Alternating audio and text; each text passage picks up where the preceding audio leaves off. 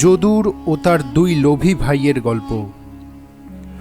কোনো এক দেশে উমর নামে এক সওদাগর ছিলেন।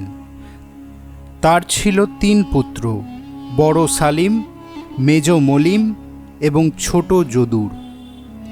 3 ছেলেকেই সমান ভালোবাসত উমর, কিন্তু 3 ছেলের প্রকৃতি ছিল ভিন্ন ধরনের। প্রথম দুজন ছিল অসৎ, হিংসুটে, স্বার্থপর। ছোট ভাই যদুর ছিল একেবারেই বিপরীত, সৎ, উদার, নির্লোভ, সরল প্রকৃতির। সেই কারণে বড় দুই ভাই তাকে একেবারে পছন্দ করত না। সুযোগ পেলেই তাকে ঠকাত, দুর্ব্যবহার করত। কোনো কিছুই সওদাগরের দৃষ্টি এড়াত না। তিনি বুঝতে পারছিলেন মৃত্যুর পর তার বিশাল সম্পত্তি ভেঙে টুকরো টুকরো হয়ে যাবে। বড় দুই ছেলে ছোট ভাইকে প্রতারণা করে সব সম্পত্তি আত্মসাৎ করবে।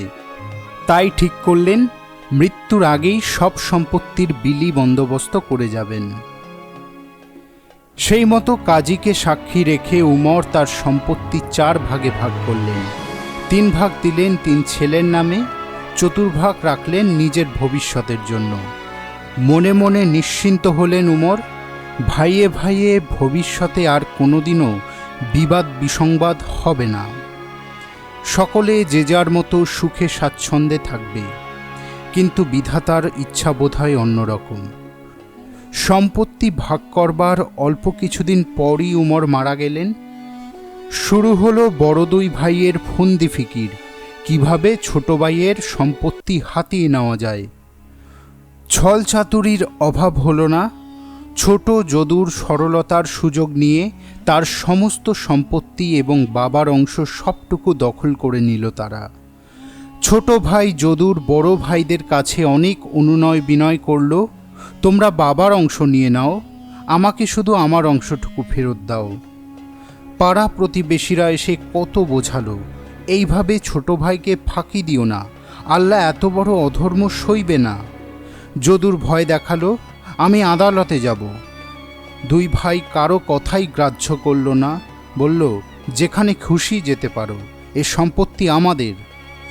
যদুর তার সম্পত্তি রক্ষা করতে পারেনি, আমরা রক্ষা করেছি।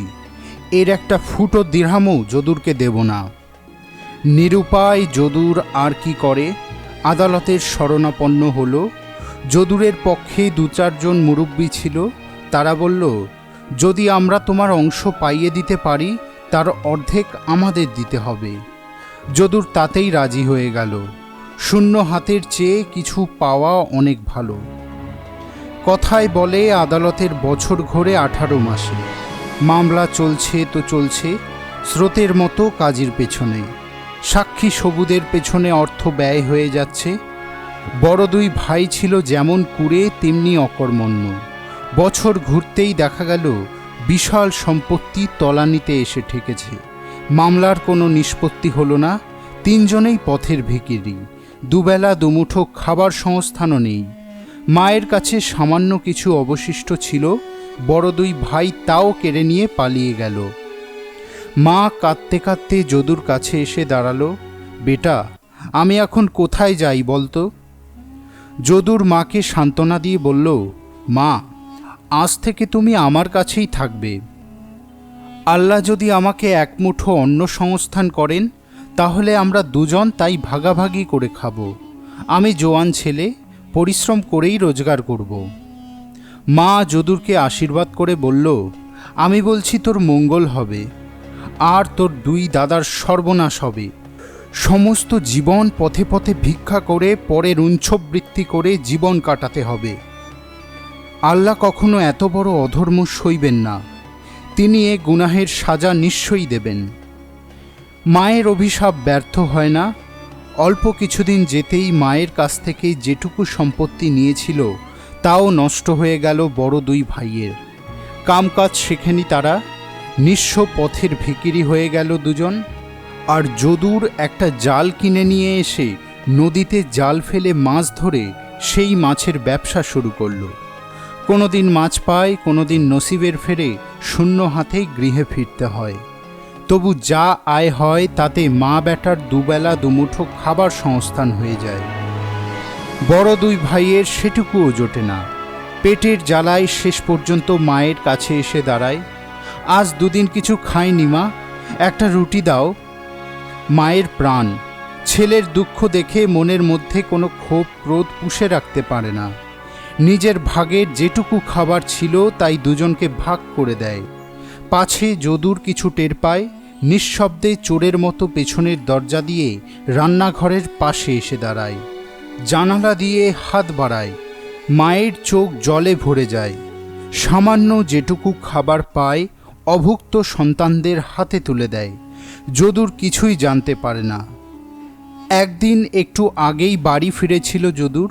দূর থেকে সন্ধ্যের আবছা অন্ধকারে চোখে পড়ল দুটো ছায়ামূর্তির মতো মানুষ যেন রান্নাঘরের পাশ দিয়ে চলে গেল। কেমন সন্দেহ হলো যদুরের, কোনো চোর নয় তো। মাকে গিয়ে জিজ্ঞেস করল, পাছে যদুর বকাবকি করে। সেই ভয়ে মা সমস্ত ব্যাপারটাই গোপন করে যায়। তবুও যদুরের মনের সন্দেহ যায় না। পরদিন একটা গাছের আড়ালে এসে লুকিয়ে পড়ল। একটু পরেই সেখানে এসে দাঁড়ালো দুই ভাই সালিম আর মলিম। নিজের দাদাদের দেখে নিজেই চিনতে পারে না যদুর। এ কি কঙ্কালসার চেহারা হয়েছে। পরনে শতচিহ্ন বস্ত্র, উস্কো খুস্কো চুল। দেখে আর চোখের জল চাপতে পারে না। ভুলে যায় এই দাদারাই তাকে প্রতারণা করেছে। তাদের লোভের সর্বগ্রাসী ক্ষুধায় তার এই দুরবস্থা। গাছের আড়াল থেকে বেরিয়ে দুই দাদার সামনে এসে দাঁড়ালো। তোমরা এভাবে বাড়ির পেছনে দাঁড়িয়ে খাবার খাচ্ছ কেন? যদুর সব জেনে ফেলেছে দেখে মা ভয়ে কেঁপে ওঠে। না জানি যদুর এখন কত রাগারাগি করবে, কিন্তু যদুর শান্তভাবে মায়ের কাছে গিয়ে বলল, তুমি দাদাদের ঘরে নিয়ে এসো। আমাদের যদি দুমুঠো খাবার জোটে, দাদাদেরও জুটবে, আর তাদের এভাবে পথে পথে ঘুরতে দেব না। সালিম আর মলিম এতক্ষণ মাথা নিচু করে দাঁড়িয়েছিল। এইবার ছুটে এসে যদুরকে জড়িয়ে ধরল। তুই আমাদের মাপ কর ভাই, আমরা না বুঝে তোর সাথে যে অন্যায় করেছি, আল্লাহ সেই গুনাহের সাজা দিতে কসুর করেননি। এখন তুই আর মা আমাদের শেষ ভরসা। তোরা তাড়িয়ে দিলে নদীতে গিয়ে হতভাগ্য জীবন আমরা শেষ করব। যদুর দুই ভাইকে সান্ত্বনা দেয়, ও কথা বলো না দাদা, এই জীবন আল্লাহর সবচেয়ে বড় সৃষ্টি। খোদাতালার এই দুনিয়ায় যদি সৎ পথে থাকো, নিশ্চয়ই তার আশীর্বাদ পাবে। দুই ভাই চোখ মুছে বলল, তুই দেখিস, এবার থেকে আমরা নূতন করে জীবন শুরু করব।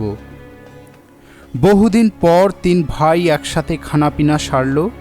ছেলেবেলার কত গল্প হলো, দেখে মায়ের বুকটা ভরে যায়। যাক, সব হারিয়েও যে তিন ভাইয়ের মিল হয়েছে, এও খোদার করুণা। পরদিন সকাল হতেই যদুর বলল, তোমরা বিশ্রাম করো দাদা, আমি নদীতে মাছ ধরতে যাচ্ছি। সে জাল নিতে বেরিয়ে পড়ল। সারা দিন নদীতে জাল ফেলে যা মাছ ধরল, বাজারে তাই বেচে কিছু পয়সা আয় করে খাবার রুটি কিনে নিয়ে এলো। রাতে তিনজনে বসে গল্পগুজব করে। দেখতে দেখতে বেশ কয়েকটা দিন কেটে গেল। দুই ভাই সালিম আর মলিম সারা দিন খায় দায় আর ঘুমায়, কামকাজের নামগন্ধ করে না। খাবারের কোনো অসুবিধা হলেই মায়ের ওপর চোটপাট শুরু করে দেয়। আর যদুর উদয়স্ত অমানসিক পরিশ্রম করে চলে। একদিন সকাল থেকে অসংখ্য বার নদীতে জাল ফেলে যদুর, কিন্তু কপাল মন্দ, সারা দিনে বড় মাছ তো দূরের কথা, একটা পুঁটি মাছও উঠল না। জীবনে এরকম কোনোদিনও হয়নি। ভাবল হয়তো মাছের ঝাঁক অন্য কোথাও সরে গিয়েছে। পরের দিন নদীর আরেক জায়গায় গিয়ে জাল ফেলল, কিন্তু নসিব যখন মন্দ হয় তখন সব সময়ই মন্দ। নতুন জায়গায় গিয়েও একটাও মাছ পেল না। চিন্তায় পড়ে গেল যদুর। দুদিন একটা দিনারও আয় হয়নি। বাড়িতেও কিছু খাবার নেই। আজ কিছু খাবার না নিয়ে গেলে তিনটে মানুষ উপোসী থাকবে। নিজের জন্য চিন্তা করে না যদুর। পথের ধারেই রুটির দোকান। রুটিওয়ালা তাকে দেখেই বলল, কি হলো, কাল যে তুমি রুটি নিলে না? যদুর মাথা নিচু করে বলল, কি করব ভাই, কাল একটাও মাছ পাইনি, তাই কেনাবেচাও কিছু হয়নি। রুটিওয়ালা যদুরকে খুব ভালোবাসত। সে বলল, ছি ছি, তুমি আমাকে কি ভাবো বলো তো? কাল মাছ পাওনি, আজকে পাবে, আজ না পেলে কাল পাবে, তাই বলে রুটি না নিয়ে যাবে? জোর করে যদুর হাতে 4খানা রুটি গুজে দিল দোকানি। পথে যেতে যেতে যদুর ভাবল, কাল নিশ্চয়ই অনেক মাছ পাব, কিন্তু নসিবের ফেরে কিছুই পেল না। 5 দিন কেটে গেল, চিন্তায় ভাবনায় ভেঙে পড়ে। মা বুঝতে পারে ছেলের কিছু একটা হয়েছে। যদুর মাথায় হাত বুলিয়ে দিয়ে বলে, কি হয়েছে রে বেটা? যদুর সব কিছু খুলে বলতেই মা সেলিম ও মলিনকে বলল, তাদের ছোট ভাইয়ের তেমন আয় হচ্ছে না, তোরা তো দিনরাত শুয়ে বসে গড়াচ্ছিস, কিছু কামকাজ কর, তাতে ছোট ভাইটার কিছু সাহায্য হবে। সাথে সাথে 2 ভাই বলল, কামকাজ আমাদের দ্বারা হবে না, ও যদুরকে করতে বলো। মা আর কি বলে, মনে মনে রাগে ফেটে পড়ে, কিন্তু যদুর মনে কোনো ক্ষোভ নেই, কারো প্রতি কোনো অনুযোগ নেই। দেখতে দেখতে 7 দিন কেটে গেল, এর মধ্যে একটা মাছও পায়নি। বিকেলবেলায় রুটিওয়ালার দোকানে এসে মাথায় হাত দিয়ে বসে পড়ল। রুটিওয়ালা বুঝতে পারল আজও কিছু পায়নি যদুর। সাহস দিয়ে বলল, এত ভেঙে পড়ো না দোস্ত, কাল জুম্বাবার, আল্লাহর নাম নিয়ে বেরিয়ে পড়বে, দেখবে 7 দিনের মাছ একদিনে ধরতে পারবে। যদুর কিছু বলবার আগেই সে রুটি মুড়ে তার হাতে গুজে দিল। পরদিন সকালে বাড়ি থেকে বার হয়ে ঠিক করল, আজ আর নদীতে জাল ফেলব না, কয়েক মাইল দূরে একটা হ্রদ আছে, সেই হ্রদে জাল ফেলবে। পাহাড়ের কোলে সেই হ্রদ। সেখানে গিয়ে যখন যদুর পৌঁছল তখন বেশ বেলা হয়ে গিয়েছে। অল্প কিছুক্ষণ বিশ্রাম নিয়ে সবেমাত্র জাল ফেলবার উপক্রম করছে, এমন সময় চোখে পড়ল ঘোড়ায় চড়ে তারই দিকে আসছে একজন কৃষ্ণবর্ণ মূঢ়, সুসজ্জিত পোশাক আশাক, চেহারা দেখে সম্ভ্রান্ত পরিবারের লোক বলেই মনে হলো। মূঢ় তার সামনে এসে বলল, তুমি কি কায়রোর সওদাগর উমরের পুত্র যদুর? যদুর মাথা নেড়ে বলল, হ্যাঁ জনাব, ভাগ্যদোষে ধনী সওদাগর পুত্র হয়েও আমি এখন জেলের কাজ করছি।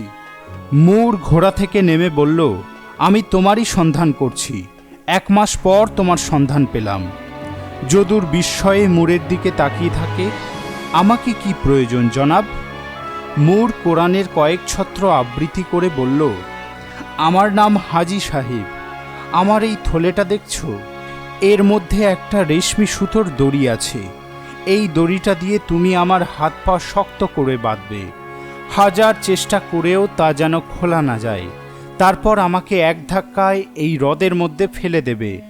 কিছুক্ষণ চুপচাপ দাঁড়িয়ে থাকবে, যদি দেখো আমার 2খানা হাত ভেসে উঠছে তুমি আমাকে টেনে তুলবে, আর যদি দেখো আমার পা দুটো উপরে ভেসে উঠেছে তাহলে বুঝবে আমি মারা গিয়েছি, তখন তুমি আর অপেক্ষা করবে না।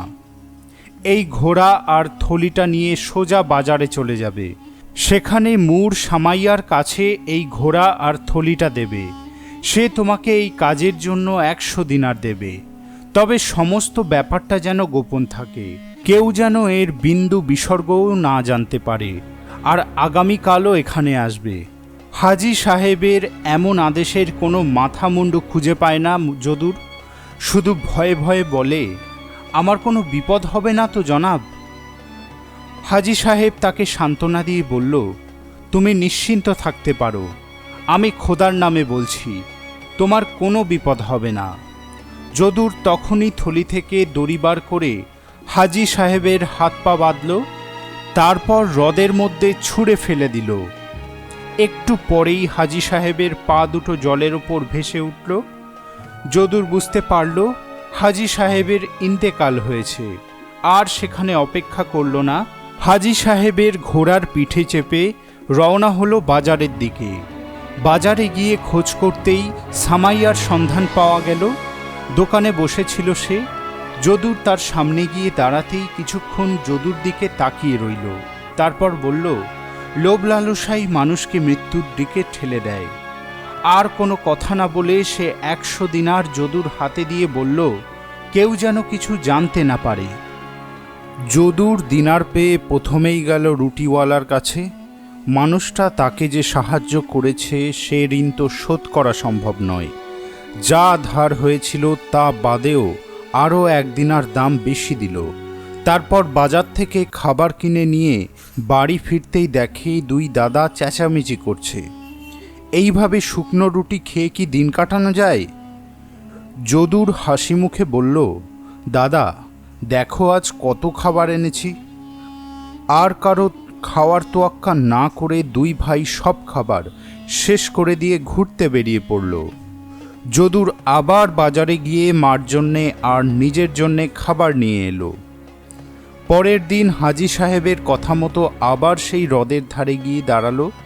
নিস্তব্ধ নির্জন প্রান্তর। হঠাৎ তার চোখে পড়ল একজন মুর ঘোড়ায় চড়ে আসছে। সামনে এসেই বলল, তুমিই তো কায়রোর উমর সাহেবের বেটা যদুর। যদুর মাথা নেড়ে বলল, হ্যাঁ জনাব, আপনি ঠিকই ধরেছেন, আমিই যদুর।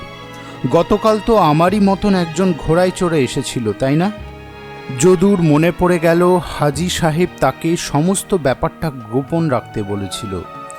সাথে সাথে বলল, কই, কাল তো কেউ আসেনি? সাথে সাথে হেসে উঠল লোকটা, আমার কাছে তোমার গোপন করবার কিছু নেই, আমি সব জানি। গতকাল যে এসেছিল সে আমার ভাই। তুমি বাজারে গিয়ে তার ঘোড়াটা দিয়ে 100 দিনার পেয়েছ। আজকেও তোমাকে একই কাজ করতে হবে। এই থলি থেকে দড়ি বার করে আমার হাত পা বেঁধে জলে ফেলে দেবে। যদি আমার পা দুটো ভেসে ওঠে, তুমি কালকের মতো সামাইয়ার কাছে গিয়ে ঘোড়া আর থলি ফেরত দেবে। আর যদি আমার হাত দুটো ভেসে ওঠে, তাহলে জাল ফেলে আমাকে টেনে তুলবে। মুরের কথা মতো তার হাত পায়ে দড়ি বেঁধে জাল ফেলতেই পা দুটো ভেসে উঠল। মনে মনে খুশিই হলো যদুর। এইভাবে যদি 10টা দিন এমন বেকুব পাওয়া যেত, তাহলে বেশ কিছু দিনার আয় করা যেত। তাতে অন্তত সারাদিন এইভাবে নদী খাল বিলে মাছ ধরে বেড়াতে হতো না। যথারীতি বাজারে গিয়ে সামাইয়ার সামনে গিয়ে দাঁড়াতেই দোকানির মুখে চাপা বেদনা ফুটে উঠল। তারপর চাপা গলায় বলল, ইয়া আল্লাহ, মানুষের লোভ তাকে কোথায় টেনে নিয়ে যায়। আর কোনো কথা না বলে সে 100 দিনার এক থলিতে ভরে যদুর হাতে দিয়ে বলল, আজকের কথাও যেন কেউ কিছু না জানতে পারে। মনে থাকবে জনাব। একসাথে এতগুলো দিনার দেখে মা বলল, এত দিনার কোথায় পেলি? আমার ভীষণ ভয় করছে। মাকে সান্ত্বনা দিয়ে বলল, ভয় কিসের মা? আমি কখনো কোনো অন্যায় কাজ করি না, এ খোদা তালাই জুটিয়ে দিয়েছেন। ছোট ছেলেকে খুবই ভালোবাসত আর বিশ্বাস করত মা। তাকে আদর করে বলল, এবার তাহলে আমাদের দুঃখের দিন শেষ হবে বেটা। পরের দিন যথাসময়েই হ্রদের ধারে গিয়ে বসল যদুর। খানিক পরেই ঘোড়ায় চড়ে সেখানে এসে দাঁড়ালো এক মুর। পরনে দামি পোশাক, ঘোড়াটা সুন্দর করে সাজানো। ঘোড়ার দুধারে 2টো কাচের পাত্র। সামনে এসেই বলল, তুমিই তো কায়রোর সওদাগর উমরের পুত্র যদুর। এই মুরের কণ্ঠস্বরে এমন এক মাধুর্য ছিল, মুগ্ধ হয়ে গেল যদুর। মাথা নিচু করে বলল, হ্যাঁ জনাব, কিন্তু আপনি কে? আগের 2 দিন যারা এসেছিল তারা আমার দাদা। যদুর চোখ দুটো চকচক করে উঠল। সাথে সাথে বলল, তাহলে আর দেরি করবেন না, দড়ি বার করুন, আমি আপনাকে জলে ফেলে দিচ্ছি। মুর হেসে বলল, অত ব্যস্ত হবার কিছু নেই, আল্লাহ তোমাকে যা দেবার তা নিশ্চয়ই দান করবেন। মুর থলি থেকে দড়ি বার করে যদুর হাতে দিল। যদুর তাড়াতাড়ি মুরের হাত পা বেঁধে হ্রদের জলে ফেলে দিল। অপেক্ষা করে কখন তার পা দুটো ভেসে উঠবে। কিন্তু অবাক কাণ্ড, এইবার জলের ওপর ভেসে উঠল মুরের 2খানা হাত। সাথে সাথে সে চিৎকার করে উঠল, আমাকে তুলে নাও, আমি ডুবে যাচ্ছি। যদুর আর বিলম্ব করে না, জাল তুলে দিয়ে ছুঁড়ে দিল জলের মধ্যে। তারপর জালের সাহায্যে মুরকে তীরে টেনে নিয়ে এলো। জাল ছাড়িয়ে নিতেই দেখল মুরের হাতে 2টো রঙিন মাছ। তাড়াতাড়ি এগিয়ে গিয়ে ঘোড়ার পিঠের উপর রাখা কাচের পাত্রের মধ্যে মাছ দুটোকে ছেড়ে দিল। সব কিছুই কেমন অদ্ভুত লাগছিল। মুরের কাছে গিয়ে জিজ্ঞেস করল, জনাব, 3 দিন ধরে আপনাদের 4 ভাইয়ের যে বিচিত্র সব ব্যাপার দেখছি, আমি তো কোনো কিছুরই অর্থ বুঝতে পারছি না। অনুগ্রহ করে যদি সমস্ত ব্যাপারটা আমাকে খুলে বলেন। মুর বলল, তাহলে তোমাকে সব কিছুই খুলে বলি। আমরা 4 ভাই। প্রথম দিন যে এসেছিল সে বড়, তারপর দিন যে এসেছিল সে মেজ, আমি তৃতীয়, আর বাজারে যাকে দেখেছ সে ছোট। আমার বাবা ছিলেন মস্ত বড় পণ্ডিত। এমন কোনো বিষয় ছিল না যা তার অজানা, তবে জাদুবিদ্যায় তার ছিল অলৌকিক ক্ষমতা। মন্ত্রের জোরে তিনি যা খুশি তাই করবার ক্ষমতা রাখতেন, তবে জীবনে কখনো তিনি সেই মন্ত্রের অপব্যবহার করেননি, কোনো মানুষের ক্ষতি করেননি। নিজের পরিশ্রমে অর্জিত সম্পদই ভোগ করতেন, সেই সম্পদের পরিমাণও কম ছিল না। তিনি মৃত্যুকালে আমাদের দিয়ে গিয়েছিলেন তার সেই আশ্চর্য জ্ঞানভাণ্ডার। আমাদের 4 ভাইয়ের মধ্যে কোনো বিবাদ বিসংবাদ ছিল না। বাবার সমস্ত সম্পত্তি 4 ভাগে ভাগ করে নিলাম, কিন্তু সমস্যা দেখা দিল একখানি পুঁথি নিয়ে। সেই পুঁথিতে লেখা ছিল সেই সমস্ত মন্ত্র যা উচ্চারণ মাত্রই কার্যসিদ্ধ হয়, পার্থিব সমস্ত কামনা পূর্ণ হয়, সমস্ত মানুষ পশু পাখি জিন ইফরিত দানর বশীভূত হয়। পৃথিবীর কোনো কিছু দিয়ে পুঁথির মূল্য নিরূপায় করা সম্ভব নয়। এই পুঁথি নিয়েই বিবাদ শুরু হলো 3 ভাইয়ের মধ্যে। ছোট ভাই সামাইয়া বলল, পিতার যে সম্পদ পেয়েছি তাতেই আমি সন্তুষ্ট, ওই পুঁথির কোনো প্রয়োজন নেই। বাইরে থেকে যদিও সবাই জানে সে ইহুদি ব্যবসায়ী, কিন্তু আসলে সে একজন খাঁটি মুসলমান। আমাদের মধ্যে যখন বিবাদ চরমে উঠেছে, সেই সময় একদিন এলেন মহাজ্ঞানী অল কাহিন অল অবতান। তিনি ফকির দরবেশের মতো জীবনযাপন করতেন। তিনি ছিলেন আমার বাবার গুরু।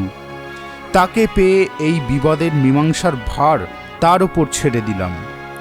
তিনি দীর্ঘক্ষণ চিন্তা করে বললেন, তোমরা প্রত্যেকেই আমার অত্যন্ত প্রিয়। তোমাদের কারোর প্রতি আমার পক্ষপাত করা সম্ভব নয়। আমি তোমাদের বলছি, যে সমর দলের অতুল ঐশ্বর্য ভাণ্ডারে পৌঁছে মন্ত্রপুত গোলক, কাজললতা, তলোয়ার ও মোহর চিহ্ন দেওয়া আংটি নিয়ে আসতে পারবে, সে এই পুঁথির অধিকারী হবে। এই প্রতিটি জিনিসেরই অলৌকিক ক্ষমতা আছে। এই গোলকের এক আশ্চর্য ক্ষমতা আছে। তুমি যদি এই গোলকের ওপর হাত রাখো, কোনো স্থান, সে পৃথিবীর যে প্রান্তেই হোক না কেন, তোমার সামনে স্পষ্ট দেখা দেবে।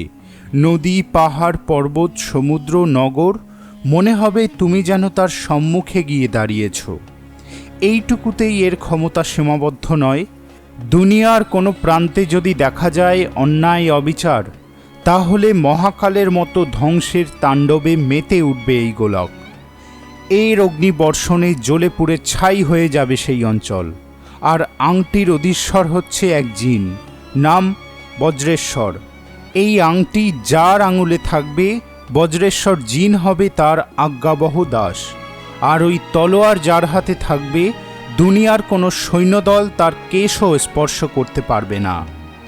আর কাজললতায় ভরা আছে এক আশ্চর্য কাজল, যা চোখে পড়লে দুনিয়ার যেখানে যা লুকোনো সম্পদ আছে সব চোখের সামনে দেখা যাবে। আমরা জিজ্ঞাসা করলাম, কেমন করে গিয়ে পৌঁছব সেই সমরদলের অতুল ঐশ্বর্য ভাণ্ডারে? মহাজ্ঞানী আল কাহিন বললেন, সুলতান লাল শাহর 2 পুত্র সেই ঐশ্বর্য ভাণ্ডারের মালিক। তাদের পরাজিত ও নিহত করতে না পারলে ওই ঐশ্বর্য লাভ করা অসম্ভব। তোমার বাবা মন্ত্রশক্তির জোরে তাদের পরাজিত করলেও তাদের বন্দী করতে পারেনি। মৃত্যুর আশঙ্কায় তারা হ্রদের জলে মাছের রূপ ধরে ঝাঁপিয়ে পড়েছিল। তারপর থেকে সেখানেই তারা আত্মগোপন করে আছে। তোমার পিতা বিদ্ধ হয়ে পড়েছিলেন, তাই তিনি আর এ কাজে অগ্রসর হননি। আমি জিজ্ঞেস করলাম, তবে কি আমাদের পক্ষেও সে কাজ সম্ভব নয়? একমাত্র কায়রোর সওদাগর উমরের পুত্র যদুর সাহায্য পেলেই তোমরা এ কাজে অগ্রসর হতে পারো। সে এখন অভাবের জ্বালায় জেলের কাজ করছে। সে তোমাদের হাত পা বেঁধে জলে ফেলে দেবে। জল স্পর্শ মাত্রই তোমাদের হাত পায়ের বাঁধন খুলে যাবে। তখন তোমরা সন্ধান করবে দুটো রঙিন প্রবাল মাছের, তারাই সুলতান পুত্র।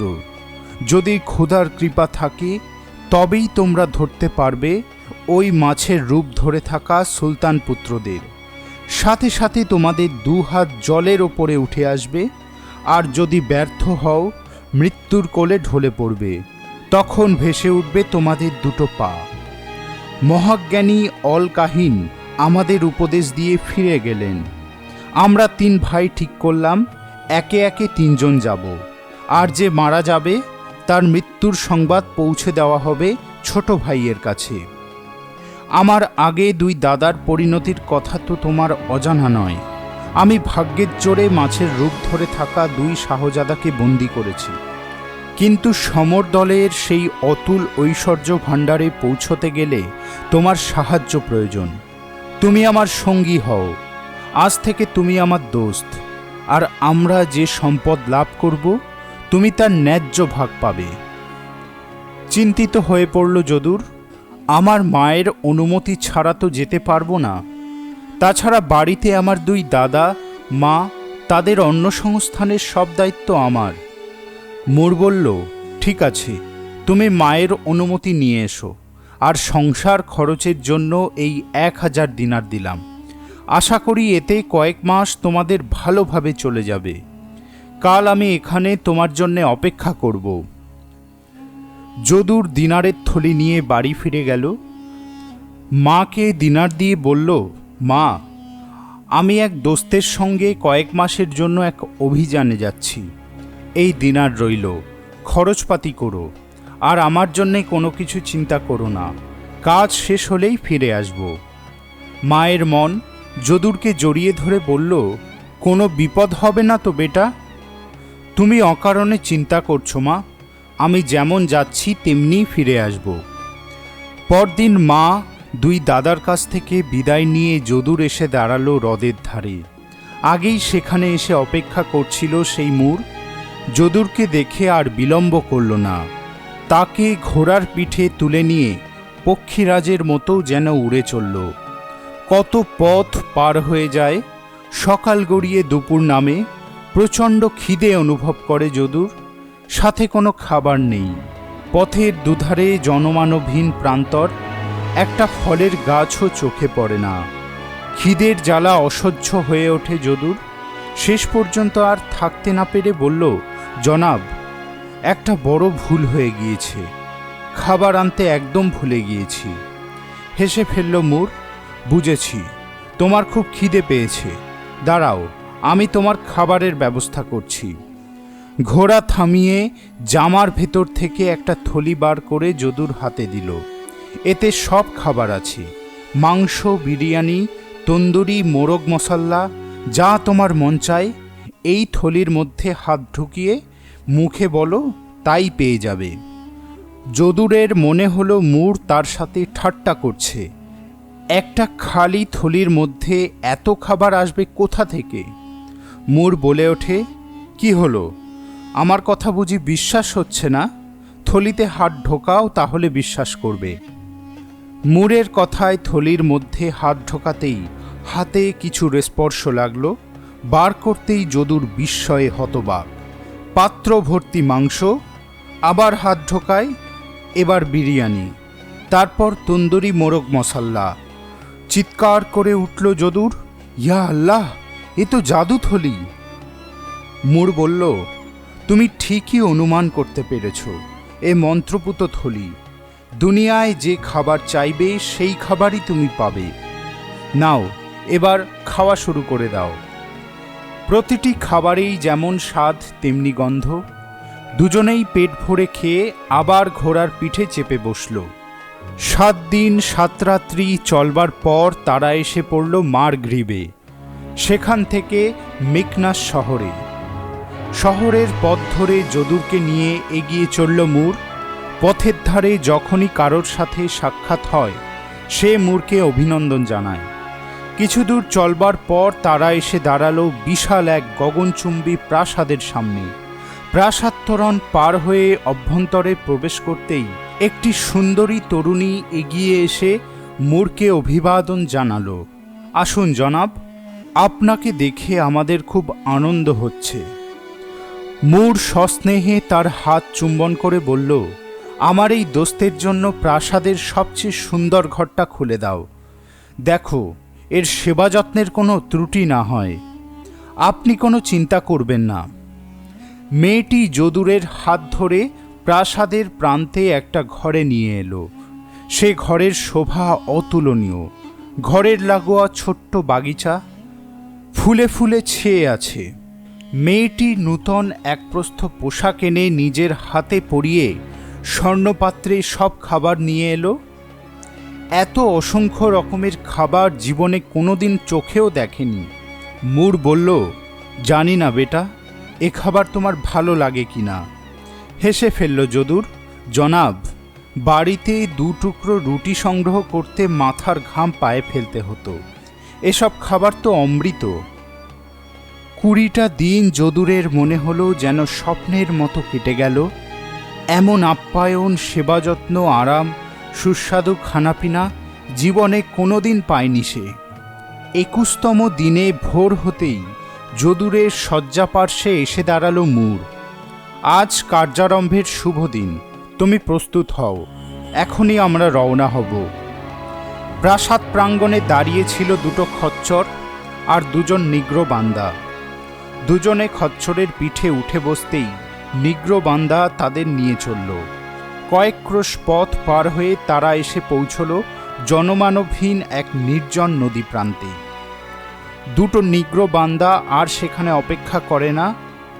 খচ্চর 2টোকে নিয়ে তারা ফিরে যায়। দূরে দৃষ্টিপথের সীমা পার হতেই মুর তার আলখাল্লার ভেতর থেকে 2টো জলপূর্ণ কাচের পাত্র বার করল।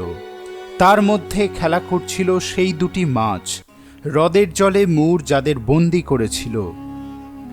পাত্র 2টো একটা বড় পাথরের উপর রাখল মুর। তারপর হাত 2টো ঊর্ধ্বাকাশের দিকে তুলে মন্ত্র পড়তে আরম্ভ করল।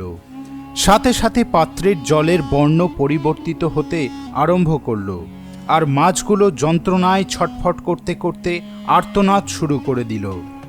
হে জাদুকর মুর, তুমি আমাদের হত্যা করো না, আমরা তোমার অনুগ্রহ ভিক্ষা করছি, তুমি আমাদের মার্জনা করো। কিন্তু তাদের আর্তনাদে সামান্যতম বিচলিত হল না মুর। অবিরাম মন্ত্র পড়ে চলল। অল্পক্ষণ পরেই কাচের পাত্র প্রচণ্ড শব্দে ভেঙে খান খান হয়ে চতুর্দিকে ছড়িয়ে পড়ল, আর সেই মাছ 2টি মাটি স্পর্শ মাত্রই সেখানে আবির্ভূত হল 2 শাহজাদা। মুরের পদপ্রান্তে নতজানু হয়ে কাতর স্বরে প্রার্থনা করে, হে জাদু সম্রাট, আপনি সর্বশক্তিমান, দয়া করে আমাদের হত্যা করবেন না, আমাদের প্রাণ ভিক্ষা দিন।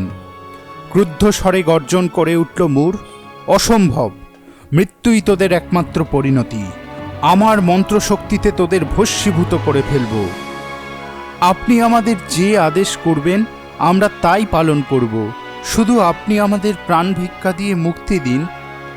এইবার অপেক্ষাকৃত নরম কণ্ঠে বলল, তাহলে সমরদলে পৌঁছাবার পথ বলে দে। আমরা পথ বলে দিলেও আপনি সেখানে পৌঁছতে সক্ষম হবেন না।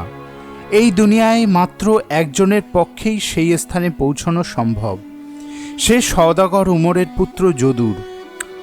তোমাদের আনন্দিত হওয়ার কোনো কারণ নেই। তোমাদের সম্মুখে ওই যে যুবক দাঁড়িয়ে রয়েছে, ওই সওদাগর উমরের পুত্র যদুর।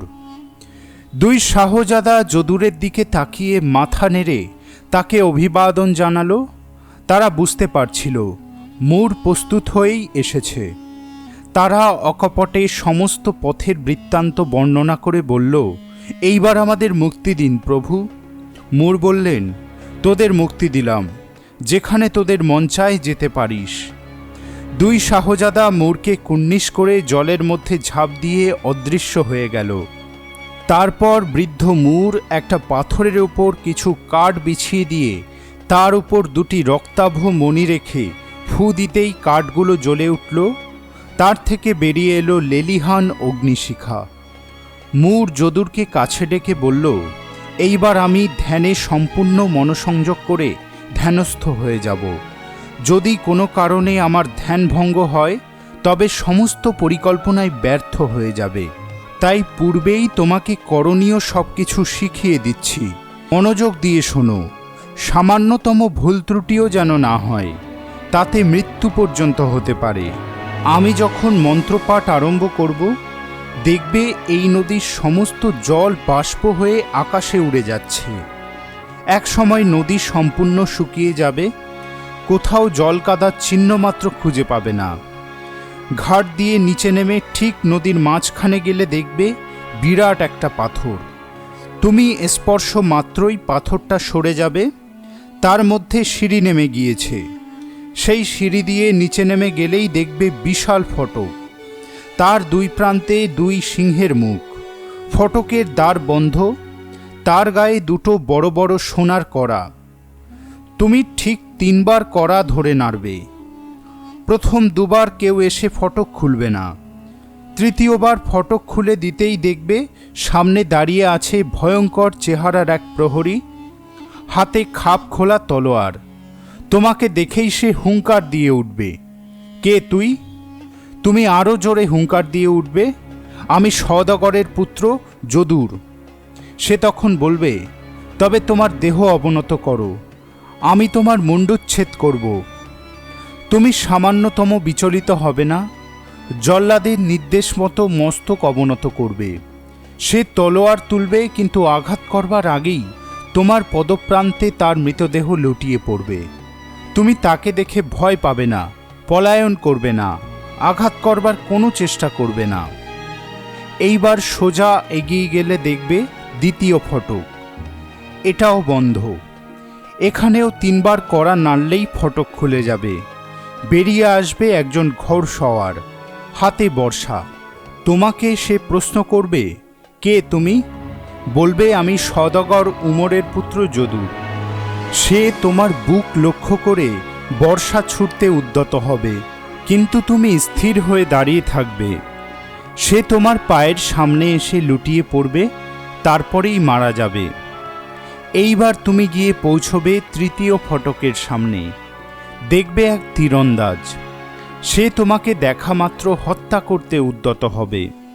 তুমি সেখানেও স্থির হয়ে দাঁড়িয়ে থাকবে। তীর ছোড়বার ঠিক আগের মুহূর্তেই সে মৃত্যুমুখে পতিত হবে। চতুর্থ ফটক উন্মুক্ত হতেই দেখবে এক বিশাল সিংহ ভয়ঙ্কর গর্জন করে তোমার দিকে এগিয়ে আসছে। তাকে দেখা মাত্র তুমি দাঁড়িয়ে পড়বে।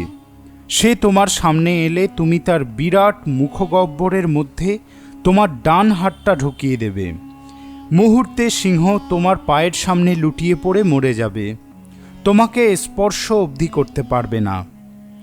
পঞ্চম ফটকের সামনে যেতেই দেখবে ভয়ঙ্কর চেহারার এক দানব সদৃশ নিগ্র। সে কুৎসিত মুখভঙ্গি করে তোমাকে প্রশ্ন করবে, কে তুমি? তুমি বলবে, আমি সওদাগর উমরের পুত্র যদুর। নিগ্রোটা বলবে, তুমি যদি সত্যই উমর পুত্র হও তবে ওই ষষ্ঠ ফটকের সামনে গিয়ে দাঁড়াও। এইবার হবে তোমার সবচেয়ে বড় পরীক্ষা। কিন্তু ভয় পাওয়ার কিছু নেই, কারণ আমার মন্ত্রের জোরে কেউ তোমার কোনো ক্ষতি করতে পারবে না। ফটক খুললেই দেখবে ভয়ঙ্কর চেহারার 2টি ড্রাগন। তোমাকে দেখা মাত্রই তাদের বিশাল থাবা বাড়িয়ে তোমার দিকে এগিয়ে আসবে। তুমি তখনই এক লাফ দিয়ে গিয়ে 2 হাতে দুটোর পা চেপে ধরবে। সাথে সাথে মৃত্যু যন্ত্রণায় শেষ আর্তনাদ করে তোমার সামনে লুটিয়ে পড়বে, আর উঠবে না। এরপর হবে তোমার চরম পরীক্ষা।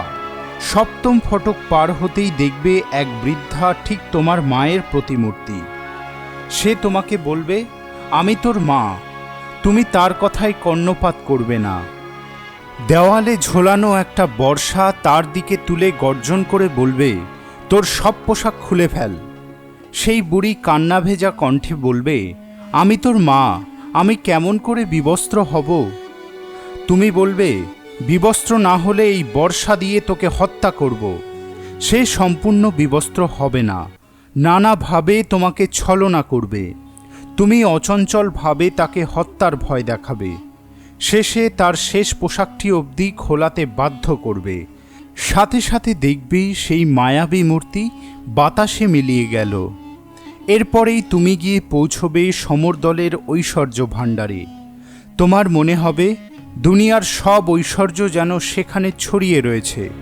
কোনো কিছুর দিকে তুমি তাকাবে না, সোজা এসে দাঁড়াবে সুলতান সমরদলের সামনে।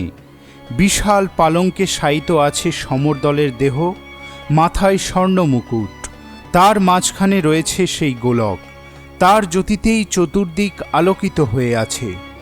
সমরদলের কোমরে আছে সেই তলোয়ার, ডান হাতের মধ্যমায় সেই অলৌকিক অঙ্গুরীয়, বুকের ওপর কাজললতা।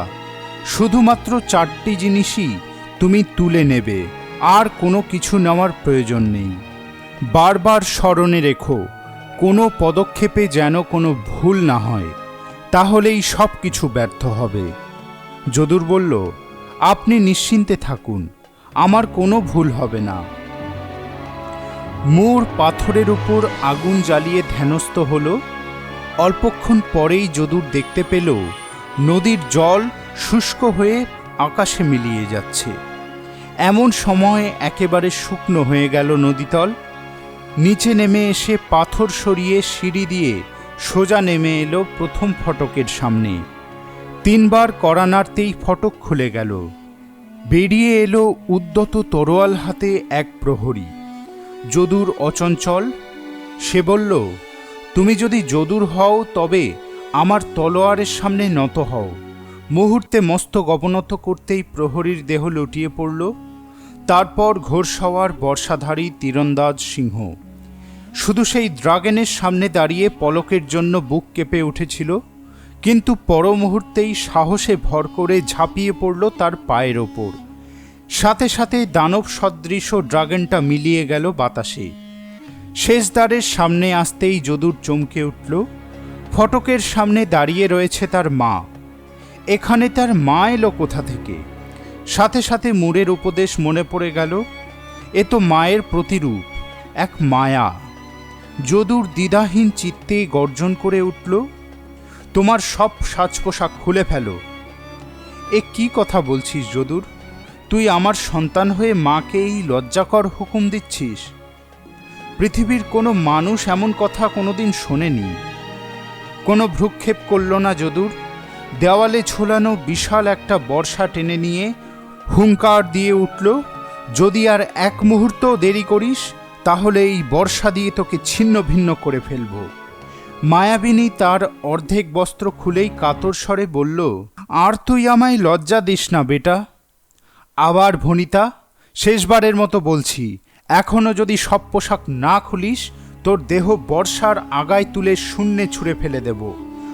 আতঙ্কগ্রস্ত মায়াবিনী চিৎকার করে উঠল, খুলছি বেটা, খুলছি।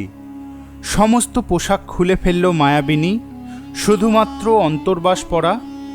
এইবার যদুর পায়ের সামনে লুটিয়ে পড়ল মায়াবিনী। সন্তান হয়ে মায়ের এত বড় অপমান করিস না বেটা, তোর পায়ে ধরে আমি মিনতি করছি। যদুর বুকটা কেঁপে উঠল। এমন কাতর অনুনয়ে মায়ের কথা মনে পড়ে যায়। তার মুখ চোখের সামনে ভেসে উঠল। মায়াবিনী হলেও এ তো তার মায়েরই প্রতিরূপ। যদুর ভুলে যায় মূরের উপদেশ, নতমস্তকে বলে উঠল, তোমাকে আমি মুক্তি দিলাম, আর তোমাকে পোশাক খুলতে হবে না। সাথে সাথে মায়াবিনী অট্ট হাসিতে ফেটে পড়ল, শয়তানটাকে মারতে মারতে এখান থেকে দূর করে দে। চারদিক থেকে অদৃশ্য হাতের চর কিল ঘুষি তার ওপরে পড়তে লাগল। প্রাণ বাঁচাবার তাগিদে প্রাণপণে ছুটতে ছুটতে 7টা ফটক পেরিয়ে নদীর ওপরে উঠে এলো। হাঁপাতে হাঁপাতে মূরের পায়ের ওপর লুটিয়ে পড়ল। আমি পারলাম না জনাব। মূর মন্ত্র বলে আগেই সব কিছু জানতে পেরেছিল। যদুরকে তুলে ধরে বলল, যা হবার তা তো হয়েই গিয়েছে, এখন আর দুঃখ করে লাভ নেই। আমাদের আরও 1 বছর অপেক্ষা করতে হবে। বছরে একটিমাত্র দিনেই এই পথের অর্গল মুক্ত হয়। ততদিন তুমি আমার সাথে আমারই প্রাসাদে থাকবে। বৃদ্ধ মন্ত্র পড়তেই আবার সেখানে আবির্ভূত হলো 2 নিগ্রো, সাথে 2টো খচ্চর। তাদের পিঠে চেপে প্রাসাদে ফিরে গেল যদুর আর সেই বৃদ্ধ মূর। আবার সেই প্রাসাদ, সুন্দরী তরুণী, খানাপিনা, সুখ আনন্দের মধ্যে কোথা দিয়ে যে 1 বছর পার হয়ে গেল হুঁশ থাকে না। ঠিক 1 বছর পর আবার যদুরকে নিয়ে বৃদ্ধ রওনা হলো নদীর প্রান্তে, সঙ্গে সেই নিগ্র দাস দুটো। সেই নদীর কূলে পৌঁছেই বৃদ্ধ বললেন, এবার যেন ভুল হয় না, ওই মায়াবিনী তোমার কেউ নয়, ও শুধু মায়া। প্রথমবার আমার মন্ত্রের শক্তিতে তুমি প্রাণে রক্ষা পেয়েছ, এইবার কিন্তু আর প্রাণে বাঁচবে না। মোর ধ্যানে বসল, কাঠের আগুন দাউ দাউ করে জ্বলে উঠল। দেখতে দেখতে সমস্ত নদী শুকিয়ে রুক্ষ প্রান্তর হয়ে গেল। এইবার আর পথ চিনতে অসুবিধা হলো না। প্রথম ফটকের দ্বার উন্মুক্ত হতেই বেরিয়ে এলো তলোয়ার হাতে প্রহরী। নিজের পরিচয় দিতেই সে বলল, তুমি যদি যথার্থই যদুর হও, নতজানু হও। নির্ভয়ে মস্তক নত করল যদুর। পলকে তার পায়ের তলায় লুটিয়ে পড়ল প্রহরী। একে একে 6 দ্বারের বাধা অতিক্রম করে এসে দাঁড়ালো 7ম ফটকের কাছে। আবার সামনে এসে দাঁড়ালো সেই মায়াবিনী, অবিকল যদুর মায়ের প্রতিরূপ। যদুরকে দেখেই স্নেহভরা কণ্ঠে বলল, আয় বেটা, কতদিন তোকে দেখিনি, তোর জন্যে আমার প্রাণটা যে হু হু করছে। তুই 1 বছর মাকে ছেড়ে থাকতে পারলি, আমার যে কি কষ্ট তুই যদি জানতে পারতিস। এইবার আর ছলনায় ভুলল না যদুর। দেওয়ালে ঝোলানো তলোয়ার নামিয়ে গর্জন করে উঠল, তোর এই সব মায়াকান্নায় আমাকে ভোলাতে পারবি না।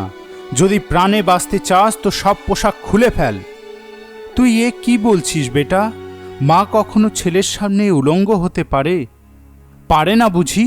তাহলে এই তলোয়ারের খোঁচায় আমি তোকে উলঙ্গ করে দিচ্ছি। ও কাজ করিস না বেটা, মহা পাপ হবে। পাপ হলে আমার হবে, তোর কিছু হবে না। ভালো চাস তো এখনো বলছি, সব পোশাক খুলে আমার সামনে এসে দাঁড়া। একদলা থুথু মাটিতে ছিটিয়ে দিল মায়াবিনী। তোর মতো নির্লজ্জ ছেলেকে পেটে ধরেছি ভাবতেই লজ্জায় আমার মাথা কাটা যাচ্ছে। তুই সন্তান হয়ে মাকে এই লজ্জার হাত থেকে মুক্তি দে বাবা। কান্নায় ভেঙে পড়ল মায়াবিনী। এবার আর কান্নায় ভোলে না যদুর। সোজা তলোয়ার নিয়ে এগিয়ে চলে তার বুকের সামনে। এই শেষবারের মতো বলছি, পোশাক খুলবি না আমার তলোয়ার ঢুকিয়ে দেব তোর পেটের মধ্যে। 2 হাত তুলে চিৎকার করে কয়েক পা পিছিয়ে গেল মায়াবিনী। ও কাজ করিস না বেটা, আমি খুলছি। অর্ধেক পোশাক খুলেই থেমে গেল মায়াবিনী। আর আমাকে লজ্জা দিস না যদুর। আবার তলোয়ার প্রায় পেটের মধ্যে ঢুকিয়ে দেয় আর কি। সাথে সাথে বাকি পোশাকও খুলে ফেলল মায়াবিনী। পরনে শুধু অন্তর্বাস। এটা আমায় খুলতে বলিস না বেটা, তুই আমাকে দয়া কর। এবার হুঙ্কার দিয়ে উঠল যদুর, অনেক সহ্য করেছি, আর নয়।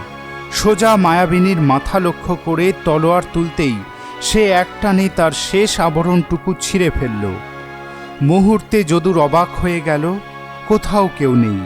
বিশাল কক্ষের মধ্যে সে একা দাঁড়িয়ে রয়েছে। মনে মনে আল্লাহর নাম করে এগিয়ে গেল সে। সামনে একটা বিশাল কক্ষ, দুপাশে স্বর্ণস্তূপ। সেদিকে ফিরেও তাকায় না যদুর। তারপরেই আরেকটা কক্ষ, সেই কক্ষ জুড়ে ছড়িয়ে রয়েছে রাশি রাশি হীরকখণ্ড। সে কক্ষ পার হয়ে গেল। তৃতীয় কক্ষে শুধু চুনি আর পান্না, কোনো কিছুতেই ভ্রুক্ষেপ নেই যদুর। সব কিছু দুপায়ে মারিয়ে এগিয়ে চলল। সামনে বিশাল দ্বার, তাতে মখমলের পর্দা ঝুলছে। পর্দা সরিয়ে কক্ষের অভ্যন্তরে প্রবেশ করতেই দেখে সমস্ত মেঝে সোনা দিয়ে মোড়া, মাঝখানে প্রশস্ত বেদি, তার উপর স্বর্ণ সিংহাসন। সমস্ত সিংহাসনে হিরে মুক্তোর কারুকার্য। সেই সিংহাসন দৈর্ঘ্যে প্রস্থে প্রায় পালঙ্কের সমান। তার উপর মখমলের গদি বিছানো রয়েছে। সেই সিংহাসনের উপর শায়িত সমরদলের দেহ। দেখে মনে হচ্ছে তিনি যেন ঘুমিয়ে আছেন। তার মাথায় মুকুট, কোমরে তলোয়ার, ডান হাতের মধ্যমায় অঙ্গুরীয়, বুকের উপর কাজললতা। যদুর প্রথমেই সেই মুকুট নিজের মাথায় পরে নিল, তারপর তলোয়ার গুজে রাখল কোমরে। আঙুলে আংটি পরে কাজললতা গলার হাড়ের সঙ্গে বেঁধে নিল। মুহূর্তে চতুর্দিক থেকে জয়ধ্বনি উঠল, বাদ্যযন্ত্রের সুমধুর সুরে ভরে উঠল চারিদিক। যদুর কিছুক্ষণ দাঁড়িয়ে রইল, তারপর ফিরে চলল মুরের কাছে। তাকে দেখেই মুর দুহাতে জড়িয়ে ধরল। তুমি অসাধ্য সাধন করেছ বেটা। তোমার সাহস, ধৈর্য, নির্লোভ মন দেখে আমি মুগ্ধ হয়েছি। তোমারই জন্যে আমার আজন্ম মনের স্বাদ পূর্ণ হয়েছে। বলো, তুমি কি চাও? তুমি যা প্রার্থনা করবে আমি তাই দেব। দুনিয়ার এমন কিছু নেই যা আমার অদেয়। যদুর মৃদু হেসে বলল, আপনার এই জাদু থলিটা দিন। এটাতে চাইলেই তো কত ভালো ভালো খাবার খেতে পারি। মুর হেসে ফেলল, এই সামান্য থলিতেই তুমি খুশি হবে? তাহলে তো আমাদের কোনো খাবার কষ্ট থাকবে না। খাওয়া ছাড়াও তো মানুষের জীবনে অনেক কিছু প্রয়োজন আছে। ঠিক আছে, আমি তোমাকে এই থলি আর হিরে জহরত দিলাম। এর কয়েকটা বিক্রি করলেই তুমি যে অর্থ পাবে, 2 হাতে খরচ করলেও তার সমস্ত জীবন ফুরাবে না। এইবার তাহলে আপনি আমাকে মার কাছে ফিরে যাওয়ার অনুমতি দিন। হ্যাঁ বেটা, তুমি বহুদিন মাকে ছেড়ে এসেছ। তোমার জন্যে নিশ্চয়ই তার মন খারাপ হয়ে গিয়েছে। মুর আদেশ দিতেই সেই নিগ্রো দাস তার খচ্চর নিয়ে দাঁড়ালো। মুর বলল, যদুর, তুমি এই খচ্চরের পিঠে চেপে বসো। 1000 ক্রোশ পথ এক পলকে পার হয়। তোমাকে গৃহে পৌঁছে দিয়ে আবার আমার কাছে ফিরে আসবে। আল্লাহ যেন তোমার মঙ্গল করেন। মুরের কাছ থেকে বিদায় নিয়ে খচ্চরের পিঠে চেপে বসতেই সে বায়ু বেগে ছুটে চলল। কত পাহাড়, নদী, মরুভূমি, জঙ্গল পার হয়ে যায়, ভালো করে তাকাবার অবকাশই পায় না। পুরো একদিন চলার পর নিজের গৃহের সামনে এসে দাঁড়ালো। খচ্চরের পিঠ থেকে যদুর নামতেই মুহূর্তে আবার মুরের কাছে ফিরে গেল খচ্চর। যদুর এগিয়ে গিয়ে দরজা খুলে ঘরে ঢুকতেই চমকে উঠল। মেঝেতে শুয়ে রয়েছে তার মা। পরনে শতছিন্ন এক টুকরো কাপড়, কঙ্কালসার জীর্ণ দেহ, চোখের কোণে কালি পড়ে গিয়েছে। যদুরকে দেখেই 2 হাতে তাকে জড়িয়ে ধরে কান্নায় ভেঙে পড়ল তার মা। তোমার কি অবস্থা হয়েছে মা? তা কি করব বেটা, আজ কতদিন দুবেলা দুমুঠো খাবার জোটেনি পেটে। কিন্তু মা, আমি তোমাকে প্রথমে 200 দিনার, তারপর 1000 দিনার দিয়ে গিয়েছিলাম। এই 1200 দিনারে তো কয়েক বছর তোমাদের ভালো করে চলে যেত। চোখের জলে ভাসতে ভাসতে বুড়ি বলল, তুই তো আমাকে অত দিনার দিয়ে গেলি, কিন্তু নসিবে যদি না থাকে সে রাখবো কেমন করে বল? তুই চলে যাওয়ার পরই তো তোর দাদারা জোর করে আমার কাছ থেকে সব দিনার কেড়ে নিয়ে চলে গেল। কয়েক মাস যেতেই সব অর্থ উড়িয়ে দিয়ে শূন্য হাতে আমার ঘাড়ে চেপে বসল। আমি একা ভিক্ষে করে যা পেতাম অতি কষ্টেই তাতে দিন চলে যেত। কিন্তু 2টো বেটা, তাদের মুখে খাবার না দিয়ে থাকবে আর আমি মা হয়ে কেমন করে খাবো? যেটুকু খাবার জোগাড় করতে পারতাম তাতে ওদেরই পেট ভরত, আমার কপালে আর কিছু জুটত না। যদুর মাকে সান্ত্বনা দেয়, তুমি কিছু চিন্তা করো না মা, আমি এসে গেছি, আর তোমার কোনো দুঃখ থাকবে না। মনে হচ্ছে আজ তুমি কিছু খাওনি। 3 দিন পেটে এক ফোঁটাও দানা পানি পড়েনি। তাহলে তুমি কি খাবে বলো? 2টো রুটি পেলেই আর কিছু চাই না বেটা। এবার থেকে আর শুধু রুটি নয়, তুমি যা চাইবে তাই পাবে। দাঁড়াও, আমি বার করছি। যদুর থলির মধ্যে হাত ঢোকায় আর এক একটা করে বাটি বার করে নিয়ে আসে। প্রতিটায় গরম গরম খাবার। এইটুকু থলিতে এত খাবার, এ যে অবাক কাণ্ড। যদুর বলল, মা, এ হচ্ছে জাদু থলি। তুমি এর মধ্যে হাত ঢুকিয়ে যে খাবার চাইবে সেই খাবারই পেয়ে যাবে। আর তোমাকে দুঃখ করতে হবে না। সারা জীবন যা খেতে চাইবে তাই খেতে পাবে। আমাদের 4 জনের খাবার হবে তো? 4 জনের খাবারের কথা কি বলছো মা?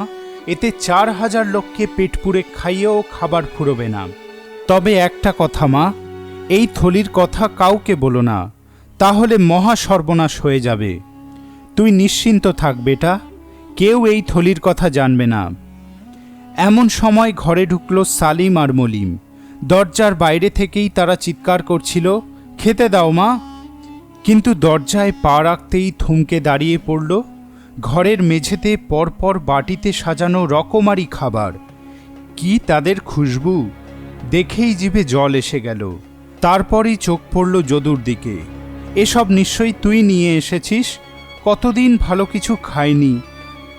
যদুর কিছু জবাব দেওয়ার আগেই দুই ভাই ঝাঁপিয়ে পড়ে খেতে আরম্ভ করল। খায় আর বলতে থাকে, আহা কি বড়িয়া খানা, এমন খানা জীবনে কোনোদিনও খায়নি।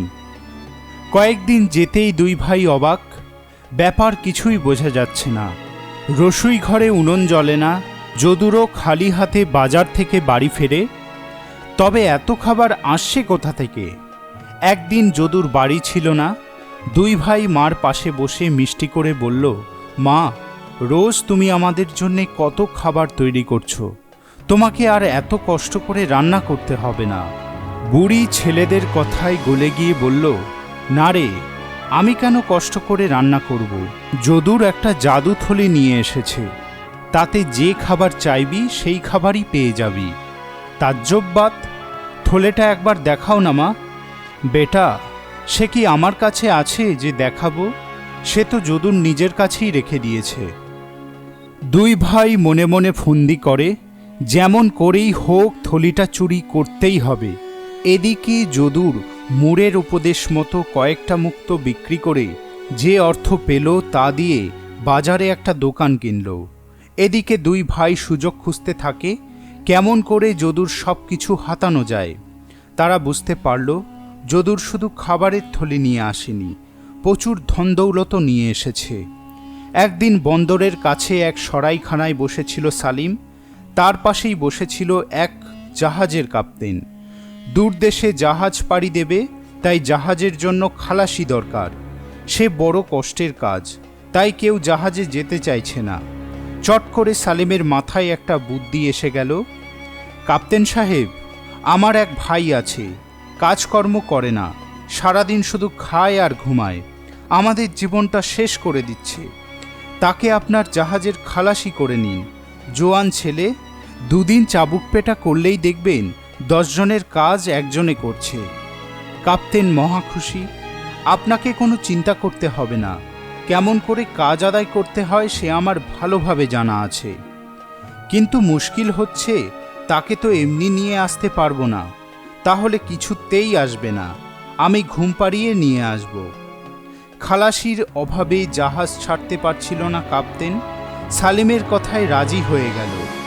বাড়ি ফিরেই সালিম বলল, জামা কাপড় পরে নে যদুর। আমার এক পুরনো দোস্তের সঙ্গে দেখা হলো, আজ রাতে সে আমাদের সকলকে নিমন্ত্রণ করেছে, তোর হয়ে আমি কথা দিয়ে এসেছি। যদুর বলল, তুমি যখন কথা দিয়ে ফেলেছ তখন তো যেতেই হবে। কাপ্তেনের সঙ্গে কথাবার্তা বলে সন্ধে হতেই যদুরকে নিয়ে গেল এক সরাইখানায়। আগে থেকেই কাপ্তেন তার লোকজন নিয়ে প্রস্তুত হয়েছিল। 3 ভাইকে দেখেই খাতির করে বসালো। আগে থেকেই সব প্লেটে খাবার সাজানো ছিল। যদুরের চোখের আড়ালে তার খাবারে এক টুকরো আফিং মিশিয়ে দিল সালিম। খেতে খেতেই ঘুমে ঢলে পড়ল যদুর।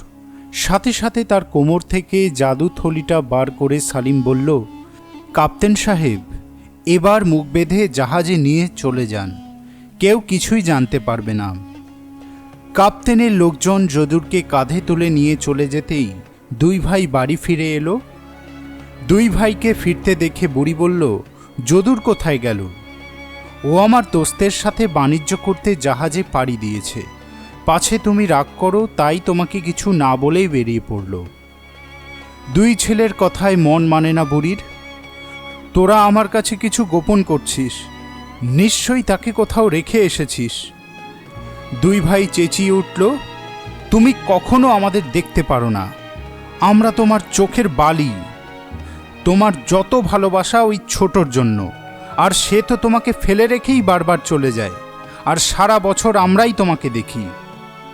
বুড়ি এবার রেগে ফেটে পড়ল, অকৃতজ্ঞ বেঈমান, নিজেদের কোনো মুরদ নেই, কামকাজ করিস না, ছোট ভাইয়ের ঘাড়ে বসে খাস, আবার তারই নিন্দে করছিস। বুড়ির কথা শেষ হতে না হতেই তার গলা টিপে ধরে এক ধাক্কায় বাড়ি থেকে বার করে দিল সালিম আর মলি। তার মুখের ওপর দরজা বন্ধ করে দিয়ে চেঁচিয়ে উঠল, দূর হ, এই বাড়িতে আর কোনো জায়গা হবে না তোর। বুড়ি মাকে তাড়িয়ে দিয়েই 2 ভাই সারা রাত্রি খুঁজতে আরম্ভ করল ধনরত্নের। তল্লাশ করতে করতেই দেখতে পেল খাটের নিচে থলি ভর্তি হিরে জহরত। আনন্দে লাফ দিয়ে উঠল দুই ভাই। ইয়া আল্লাহ, এত দৌলত নিয়ে এসেছিল যদুর, এখন সব আমাদের। দুজনে মিলে সব হিরে জহরাত সমান ভাগে ভাগ করে নিল। সালিমের কাছে ছিল জাদু থলিটা। সে বলল, এই থলিটা আমার। মলিম পাল্টা চিৎকার করে উঠল, না, থলিটা আমার। সালিম চেঁচিয়ে ওঠে, আমার বুদ্ধিতে যদুরকে এখান থেকে হাঁটালাম, তবে না তুই এতগুলো রত্ন পেলি? আমি না থাকলে তো কিছুই পেতিস না, সারা জীবন যদুর দয়ায় বেঁচে থাকতে হতো। ওই সব চালাকি ছাড়ো, কথায় আছে যা পাবো দুজনে ভাগাভাগি করে নেব। এতগুলো হিরে মুক্ত তোকে দিলুম, তোর লোভ গেল না? আমি একা লোভী আর তুই ফকির দরবেশ? দেখ, তোর কীর্তিকলাপ জানতে আমার বাকি নেই। আগেরবার তুই মাকে ঠকিয়ে অতগুলো দিনার নিলি, আমাকে তার সিকিভাগও দিসনি। এবার আমার ওই থলিটা চাই। তুই যদি না দিস তাহলে কেড়ে নেব। ক্ষমতা থাকে তো কেড়ে নে। দেখ, ভালোই ভালোই বলছি, থলিটা আমাকে দিয়ে দে, না হলে তোর যা অবস্থা করব কল্পনাও করতে পারবি না। তোর মুরদ কত আমার জানা আছে, দেখ তবে আমার মুরদ। মলিম ঝাঁপিয়ে পড়ল সালিমের ওপর।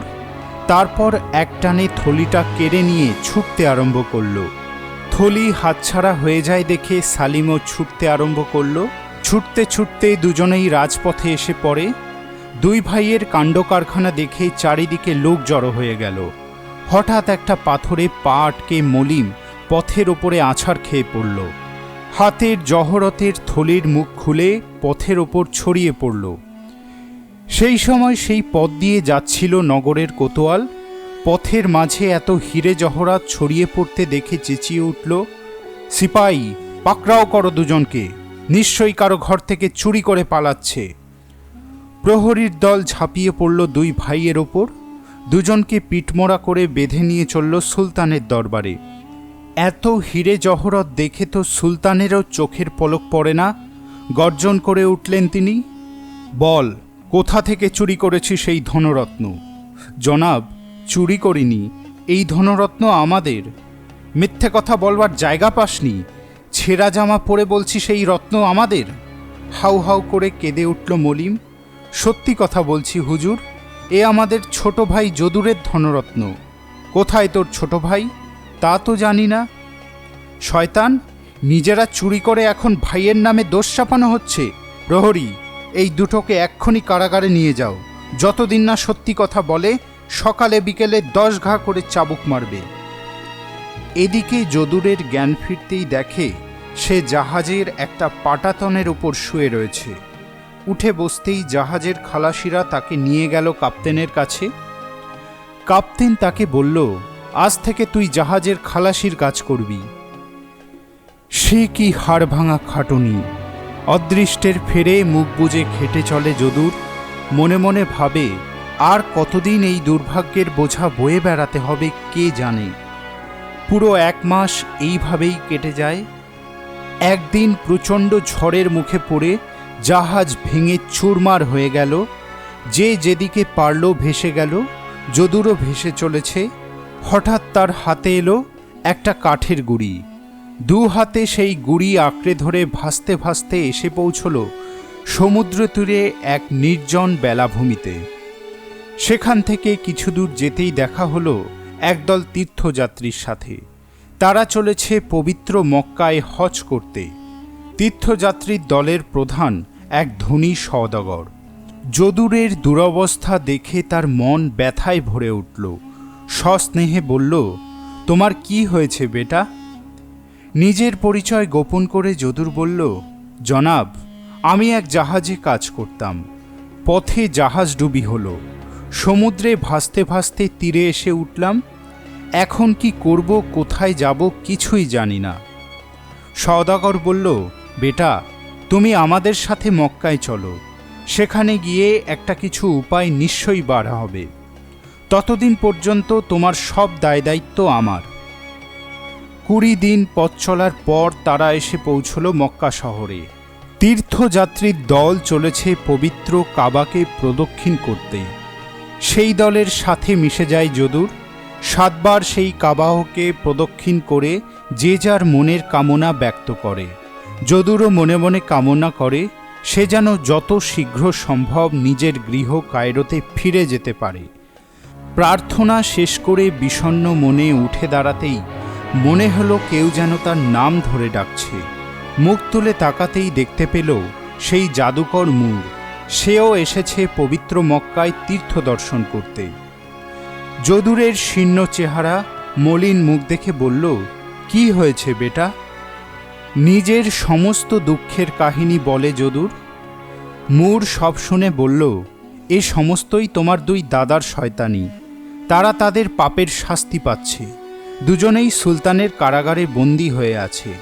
আর আমার মা, তোমার মা তোমার জন্য কেঁদে কেঁদে পাগলের মতো হয়ে গেছেন। আমি মায়ের কাছে ফিরে যাব, কিন্তু হাতে একটাও দিনার নেই। আর তোমাকে দুঃখ করতে হবে না। তোমার ভাগ্যরেখায় দেখতে পাচ্ছি তোমার দুঃখের দিন শেষ হয়েছে। এইবার তোমার সুখের দিন। তবে ওই শয়তান দাদাদের থেকে নিজেকে সব সময় দূরে সরিয়ে রাখবে, না হলে ওরা তোমার চরম সর্বনাশ করবে। আপনার কথা আমার মনে থাকবে জনাব। তুমি আমার সাথে চলো। তীর্থভ্রমণ শেষ হলে আমি তোমার প্রত্যাবর্তনের সব ব্যবস্থা করে দেব।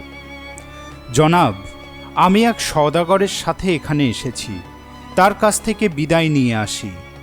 আমি এখানে তোমার জন্য অপেক্ষা করছি। তুমি বিদায় নিয়ে এসো।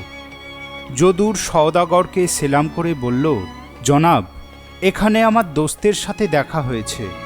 তিনিই আমাকে গৃহে ফেরত পাঠাবার সব ব্যবস্থা করে দেবেন। আপনি আমাকে বিদায় দিন। আপনি আমার জন্য যা করেছেন কোনোদিন তা ভুলব না। আমি আর কি করেছি বেটা? সবই তার করুণা। তিনি তোমার মঙ্গল করুন। সওদাগরের কাছ থেকে বিদায় নিয়ে মূরের কাছে ফিরে আসে যদুর। কয়েকদিন ধরে মক্কা মদিনায় তীর্থভ্রমণ শেষ করে গৃহে প্রত্যাগমনের দিন এসে পড়ে। বিদায়ের ক্ষণে মূর নিজের হাতের আঙুল থেকে সমরদলের সেই অলৌকিক শক্তিসম্পন্ন আংটি খুলে দিয়ে যদুরের হাতের মধ্যমায় পরিয়ে দিল। আজ থেকে এই আংটির অধীশ্বর তুমি। মন্ত্রসিদ্ধ এই আংটির ক্ষমতা তুমি কল্পনা করতে পারবে না। এই আংটি খুলে হাতের তালুই ঘষা মাত্র তোমার সামনে আবির্ভূত হবে জিন সম্রাট বজ্রেশ্বর। সে হবে তোমার আজ্ঞাবাহী দাস। তোমাকে সেলাম করে বলবে, আজ্ঞা করুন মালিক। তুমি যা হুকুম করবে সে তাই পালন করবে। তুমি যদি বলো, আমার একটা বিশাল বাগিচা চাই, চোখের পলকে তোমার সামনে দেখবে অপূর্ব বাগিচা। ফুলে ফলে ভরে আছে সে বাগিচা। ঝর্ণার জল ঝরে পড়ছে সেখানে। আবার যদি বলো কোনো বিশাল অরণ্যকে ধ্বংস করতে, চোখের পলকে সে অরণ্য মুছে গিয়ে সেখানে সৃষ্টি হবে মরুপ্রান্তর। তবে ধ্বংসের কাজে কখনো বজ্রেশ্বরকে ব্যবহার করো না, নয়তো আল্লাহ তোমার গুনাহ মাফ করবেন না। যদুর মূরকে সেলাম করে বলল, আপনার উপদেশ আমার মনে থাকবে জনাব। মূর ফিরে চলল নিজের প্রাসাদে। যদুর হাতের আংটি খুলেই হাতের তালুতে ঘষতেই বজ্র নির্ঘোষে চতুর্দিকে কেঁপে উঠল। শূন্য থেকে নেমে এলো ধোঁয়ার কুণ্ডলী। যদুরের সামনে এসেই মিলিয়ে গেল সেই ধোঁয়ার কুণ্ডলী। তার মধ্যে থেকে বেরিয়ে এলো বিশাল দানব সদৃশ বজ্রেশ্বর। যদুরকে দেখে আভূমি নত হয়ে কুন্নিস করে বলল, বান্দা হাজির, আজ্ঞা করুন মালিক। কায়রোতে আমার ঘর, তুমি আমাকে সেখানে নিয়ে যেতে পারবে? বজ্রেশ্বর মাথা ঝুঁকিয়ে বলল, আমি এখনই আপনাকে কায়রোতে পৌঁছে দিচ্ছি জনাব। আপনি আমার পিঠের ওপর চড়ে বসুন। বজ্রেশ্বর নিচু হয়ে বসতেই যদুর তার পিঠের ওপর বসে শক্ত করে গলা জড়িয়ে ধরল। সাথে সাথে উল্কার বেগে আকাশে উড়ে গেল বজ্রেশ্বর। যখন কায়রোতে নিজের বাড়ি এসে পৌঁছল তখন মধ্যরাত্রি। মেঝেতে ঘুমিয়েছিল বুড়ি। যদুর গিয়ে ডাক দিতেই ধড়মড় করে উঠে বসল বুড়ি। তার হারানো মানিককে ফিরে পেয়ে দু হাতে বুকে জড়িয়ে ধরে কান্নায় ভেঙে পড়ল। তুই কোথায় ছিলি বাবা? তোর দুই শয়তান দাদা সব কিছু কেড়ে নিয়ে বড়লোক হতে চেয়েছিল। আল্লাহ তাদের শাস্তি দিয়েছেন। দুজনেই সুলতানের কারাগারে বন্দী হয়ে আছে। শুনেছি প্রহরীরা সকাল বিকেল তাদের চাবুক পেটা করে। যেমন কর্ম তেমনি ফল। মায়ের কথা শুনে দুঃখে বুকটা কেঁদে উঠল যদুরের। মা, দুই দাদা কষ্ট পাচ্ছে, তাদের কারাগার থেকে মুক্তির ব্যবস্থা করছি। সাথে সাথে বুড়ি চিৎকার করে উঠল, খবরদার, তুই যদি ওই শয়তান দুটোকে নিয়ে আসিস, ওরা তোকে পথের ভিখিরি করে দেবে। কিন্তু মা, ওরা তো তোমারই সন্তান, ওরা কষ্ট পেলে তোমার কি দুঃখ হবে না? তুমি ওদের মাপ করে দাও। তাছাড়া আমি এখন এমন শক্তির অধিকারী যে দুনিয়ার কারো সাধ্য নেই আমার ক্ষতি করে। তবুও ভেবে দেখ, দুরাত্মার ছলের অভাব হয় না। সাপকে তুই যতই ভালো খাবার দিয়ে যত্ন কর, সুযোগ পেলেই সে তোকে ছোবল মারবে। মুরের সাবধান বাণীও মনে পড়ে যায়। ঠিক আছে মা, দাদারা যেমন আছে তেমনই থাকুক। কিন্তু মনকে কিছুতেই শান্ত করতে পারে না যদুর। প্রতি মুহূর্তে দুই দাদার মুখ চোখের সামনে ভেসে ওঠে। তারা যে অন্যায় করেছে, অবিচার করেছে, কোনো কিছুই আর মনে পড়ে না। দুদিন কেটে যেতেই আবার মায়ের কাছে এসে দাঁড়ালো যদুর। মা, তুমি দুই দাদাকে ক্ষমা করে দাও। আমরা কত আরামে রয়েছি, ভালো ভালো খাচ্ছি, আর দাদারা কত কষ্ট পাচ্ছে। মায়ের মন আর নিজেকে ঠিক রাখতে পারে না। কাঁদতে কাঁদতে বলল, তুই যা ভালো মনে করিস তাই কর, কিন্তু সুলতানের কারাগার থেকে তাদের কেমন করে নিয়ে আসবি? সেখানে চারিদিকে প্রহরী, সুলতানও তাদের মুক্তি দেবেন না। তুমি দেখো না মা, কেমন করে আমি তাদের এখানে নিয়ে আসি? সুলতানের সাধ্য কি তাদের আটকে রাখে? আঙুলের আংটি খুলে তালুতে ঘষতেই যদুরের সামনে এসে দাঁড়ালো বজ্রেশ্বর। হুকুম করুন মালিক। আমার দুই ভাই সুলতানের কারাগারে বন্দী হয়ে আছে, তুমি তাদের এখানে নিয়ে এসো। জো হুকুম মালিক। দুই ভাই সুলতানের কারাগারের অন্ধ কুঠুরিতে বন্দী হয়ে জীবনের সব আশা ছেড়ে দিয়েছিল। প্রতিদিন চাবুকের আঘাতে ক্ষতবিক্ষত হচ্ছিল তাদের দেহ। বুঝতে পারছিল আর অল্প কিছুদিন এইভাবে চললে মৃত্যু অনিবার্য। সমস্ত রাত্রি বিনিদ্র কেটে যায়। হঠাৎ একটা শব্দ শুনে চমকে উঠল। দেখল কারাগারের দ্বার খুলে গেল। তবে কি জল্লাদ মৃত্যুর পরোয়ানা নিয়ে এসেছে? কিছু বুঝে ওঠার আগেই কে যেন পালকের মতো দু হাতে তুলে নিল। আতঙ্কে দুজনেই জ্ঞান হারালো। যখন জ্ঞান হলো, চেয়ে দেখে নিজের ঘরে শুয়ে রয়েছে। মাথার পাশে যদুর আর তার মা। তাদের দেখেই কান্নায় ভেঙে পড়ল দুজন। তোমরা আমাকে মাফ করো, আমাদের গুনাহের শাস্তি আল্লাহ দিয়েছেন। তাড়াতাড়ি যদুর দুজনকে কাছে টেনে নিল। ওসব কথা থাক দাদা, তোমরা অত কষ্ট পেয়েছ, শুধু আমারই জন্যে তোমাদের এত কষ্ট পেতে হলো। তোমাদের যদি দৌলতের প্রয়োজন ছিল, আমার কাছে কেন চাইলে না? আমার যা কিছু আছে সবই তো তোমাদের। আমাদের মাথায় শয়তান ভর করেছিল ভাই, নয়তো যে ভাই আমাদের এত ভালোবাসে, কেন তাকে জাহাজের কাপ্তেনের কাছে বিক্রি করে দেব? এত বড় পাপ কি কোনো মানুষ করেছে ভাই? আর যদি কোনোদিন কোনো অন্যায় করি, তুমি আমাদের যে শাস্তি মন চাই তাই দাও। ও কথা ভুলে যাও দাদা, শাস্তি দেবার মালিক কি মানুষ? সে তো খোদার ইচ্ছা। তোমরা এখন বিশ্রাম নাও, কাল তোমাদের জন্যে দুটো দোকান করে দেব। তোমরা সেই দোকান দেখাশোনা করবে, সেই ভালো হবে। কিন্তু এত সব কি করে করছো বলো তো? সুলতানের কারাগার থেকে উড়িয়ে নিয়ে এলে, ঘরে এত কিছু দামি দামি জিনিস, মনে হচ্ছে সব ভোজবাজি। তোমরা ঠিকই অনুমান করেছ। আল্লাহর কৃপায় আমি এখন এমন শক্তির অধিকারী যে সুলতানের শক্তি তার কাছে তুচ্ছ। তোমরা সৎ পথে থাকো, দুনিয়ার কেউ তোমাদের ক্ষতি করতে পারবে না। সুলতান যে আমাদের সব ধনরত্ন কেড়ে নিয়ে নিজেদের কারাগারে রেখেছেন। যদুর হাতের তালুতে আংটি ঘষতেই বজ্রেশ্বর সামনে এসে দাঁড়ালো। হুকুম করুন মালিক।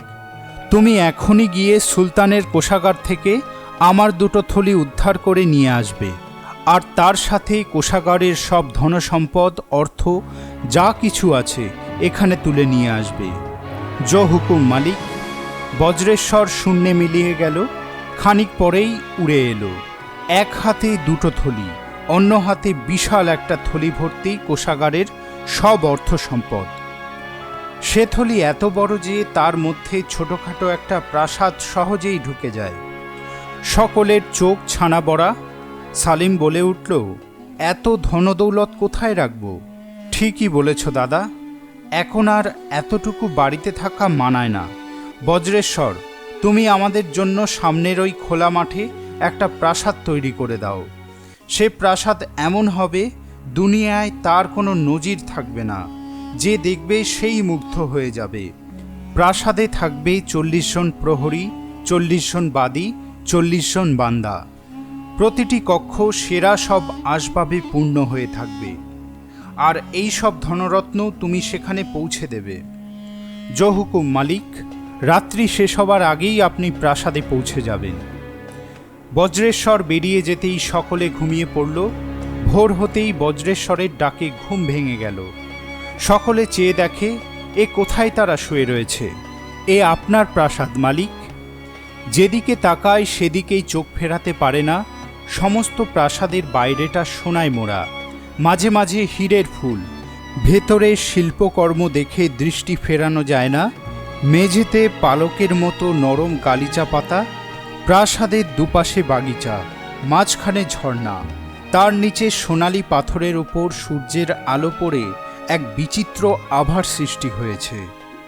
প্রাসাদের আঙিনায় সারিবদ্ধভাবে দাঁড়িয়ে রয়েছে প্রহরী, বাদী আর বান্দার দল।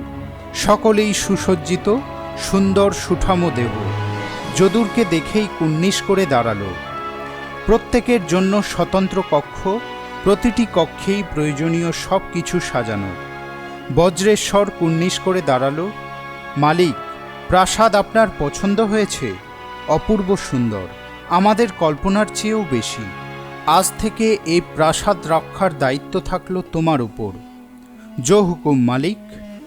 ঘরে গিয়ে নূতন সাজ পোশাক পরে হুকুম করতেই বাদীর দল ভালো ভালো খাবার এনে সাজিয়ে দিল। একদল বাদী গান শুরু করল, আরেকজন যন্ত্রে সুর তোলে। সুরের মাধুর্যে সকলে তন্ময় হয়ে যায়। কল্পনাও করতে পারে না রাজপ্রাসাদে তখন কি হুলস্থুল বেঁধেছে। প্রতিদিনের মতো সুলতানের কোষাধ্যক্ষ কোষাগারে গিয়েছে, উদ্দেশ্য কিছু অর্থ নিয়ে আসা। দরজা খুলতেই মাথায় হাত দিয়ে বসে পড়ল। বিশাল কোষাগার শূন্য, কোথাও একটা ফুটো পয়সাও নেই। পাগলের মতো ছুটতে ছুটতে গিয়ে ঝাঁপিয়ে পড়ল সুলতানের পায়ের কাছে। সর্বনাশ হয়েছে জাহাপনা, সমস্ত কোষাগার খালি, ভেতরে কিচ্ছু নেই। আতকে উঠলেন সুলতান, কি পাগলের মতো কথা বলছো? কোষাগার ভর্তি ধনদৌলত এক রাতের মধ্যে কোথায় যাবে? আর যদি চুরি গিয়ে থাকে সে তাহলে তোমার কাজ। বিশ্বাস করুন জাহাপনা, আমি কিচ্ছু জানি না। তাছাড়া কোষাগারের সব জানলা দরজা ভেতর থেকে বন্ধ। দরজায় তালা লাগানো ছিল, বাইরে 50 জন প্রহরী। তাছাড়া এত ধনদৌলত একজন মানুষের পক্ষে এক রাতে কেন 100 রাতেও নিয়ে যাওয়া সম্ভব নয়। মনে হচ্ছে এ কোনো জাদুকর কিংবা জিনের কারসাজি। চলো, আমি নিজের চোখে সব দেখতে চাই। সুলতান কোষাগারে এসে দাঁড়াতেই তার মুখে কোনো কথা নেই। বিশাল কোষাগার খা খা করছে। ঘুরে ঘুরে চারিদিক দেখলেন, সব জানলা দরজা বন্ধ, কোথাও একটা ছিদ্র অবধি নেই। নিজের চোখকেই যেন বিশ্বাস করতে পারছে না কেউ। সকলেই বাক্যহারা, স্তম্ভিত। এক অজানা আতঙ্কে বিহল দিশাহারা হয়ে যায় সকলে। ঠিক তখনই প্রধান কারারক্ষী সুলতানের সামনে এসে কুর্নিশ করে দাঁড়ালো, জাহাপনা, কারাগারে সালিম আর মলিম নেই। তাদের কক্ষের দ্বার বন্ধ, কারাগারের মূল ফটক বন্ধ। চারিদিকে প্রহরী, দুজন যেন কোনো জাদুমন্ত্রে অদৃশ্য হয়ে গিয়েছে।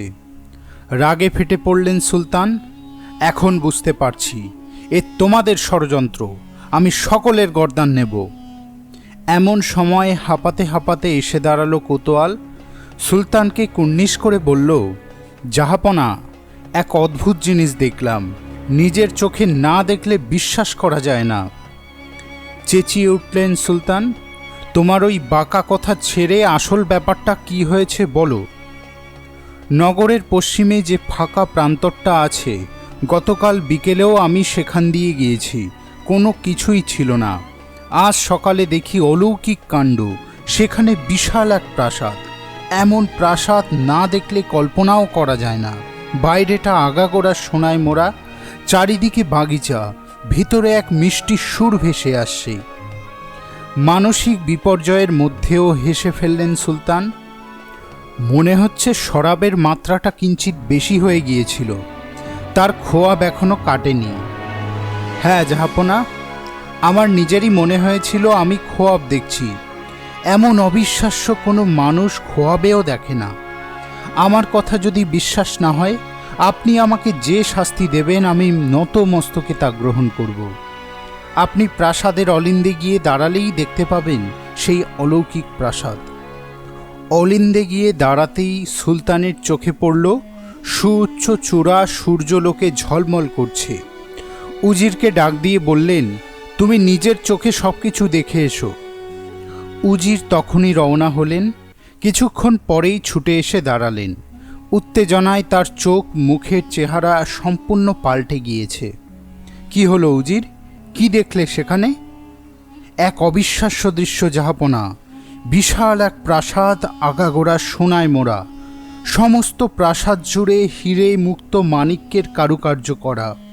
কয়েক হাজার মিস্ত্রি যদি কয়েক বছর ধরে কাজ করে তবেই এমন প্রাসাদ তৈরি করা সম্ভব। দুদিন আগেও আমি নিজের চোখে দেখেছি, ওখানে কিছুই ছিল না। এই প্রাসাদ কার জানো? হ্যাঁ সুলতান, সওদাগর উমরের পুত্র যদুরের। সালিম আর মলিম তারই দাদা। সাথে সাথে গর্জন করে উঠলেন সুলতান, তুমি এক্ষুনি 50 জন সেপাইকে পাঠাও, তারা যদুরকে বন্দি করে নিয়ে আসুক। আমার সুলতানিয়াতে আমারই বিনা অনুমতিতে সেই প্রাসাদ তৈরি করেছে। উজির ধীর, শান্ত, তীক্ষ্ণ বুদ্ধির মানুষ, এগিয়ে এসে বললেন, আপনি শান্ত হন সুলতান, সমস্ত ব্যাপারটা বিবেচনা করুন। এক রাতের মধ্যেই 3টি অলৌকিক ঘটনা ঘটল। কোষাগারের সব সম্পদ চুরি হয়ে গেল, 2 জন বন্দী সতর্ক প্রহরার মধ্যে দিয়ে পলায়ন করল, অথচ কারাকক্ষের দ্বার রুদ্ধ। আর এক রাতের মধ্যে তৈরি হলো এক প্রাসাদ। সারা দুনিয়ায় এমন প্রাসাদ আছে কিনা সন্দেহ। 3টি কাজের মধ্যে কোথায় একটা যোগসূত্র রয়েছে।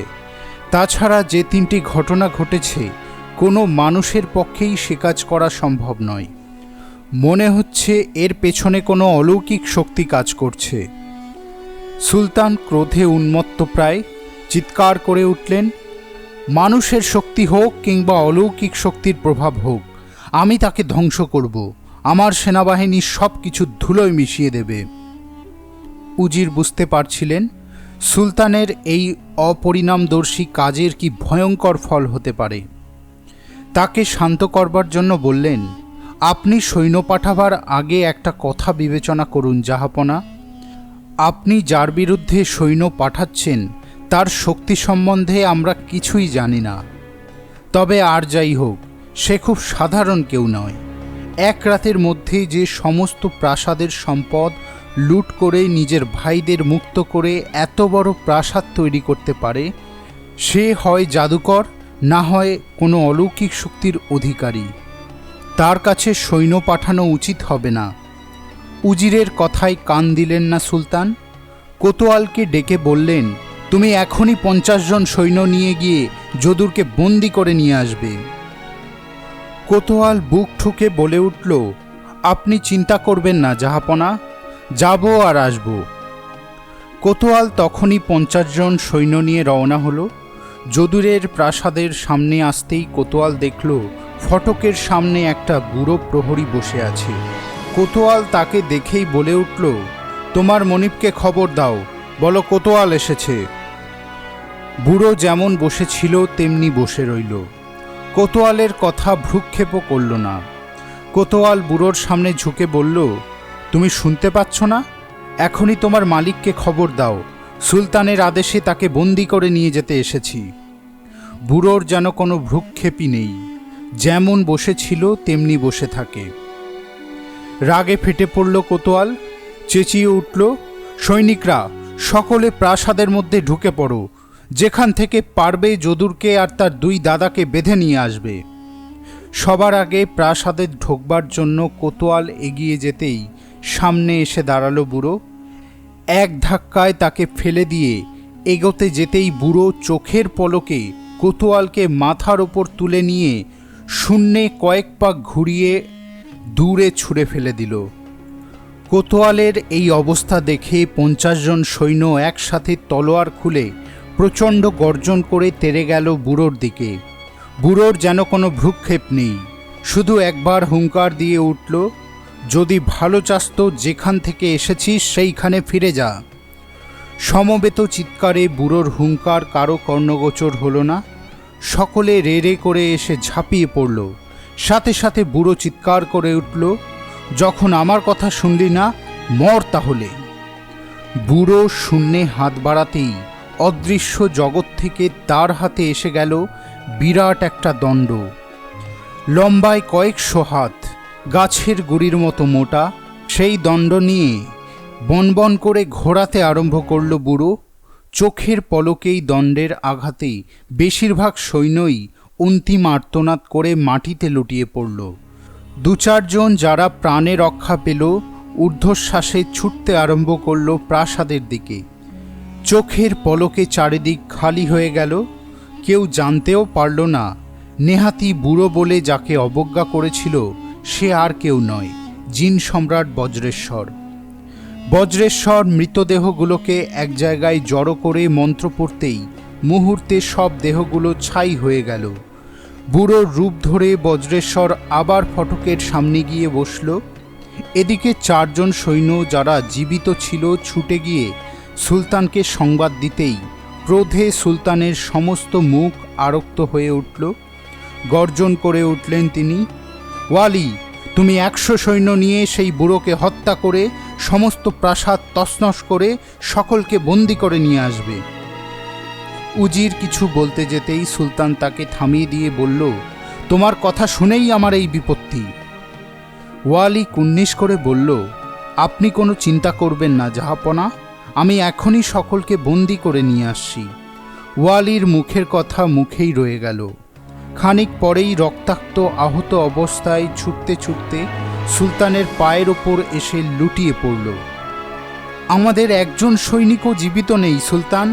সেই বৃদ্ধ অলৌকিক শক্তির অধিকারী বিশাল একটা দণ্ড নিয়ে কয়েক মুহূর্তে আমাদের সমস্ত সৈনিকদের হত্যা করল। তুমি 500 সেনা নিয়ে যাও, চতুর্দিক থেকে তাকে আক্রমণ করে হত্যা করবে। মাফ করবেন জাহাপনা, আমার সাধ্য নেই ওই বৃদ্ধকে হত্যা করি, আপনি সেনাপতিকে পাঠান। সাথে সাথে সেনাপতি উঠে দাঁড়ালেন। আপনি আদেশ দিন জাহাপনা, আমি সেই বৃদ্ধের ছিন্ন শির এনে আপনাকে উপহার দিচ্ছি।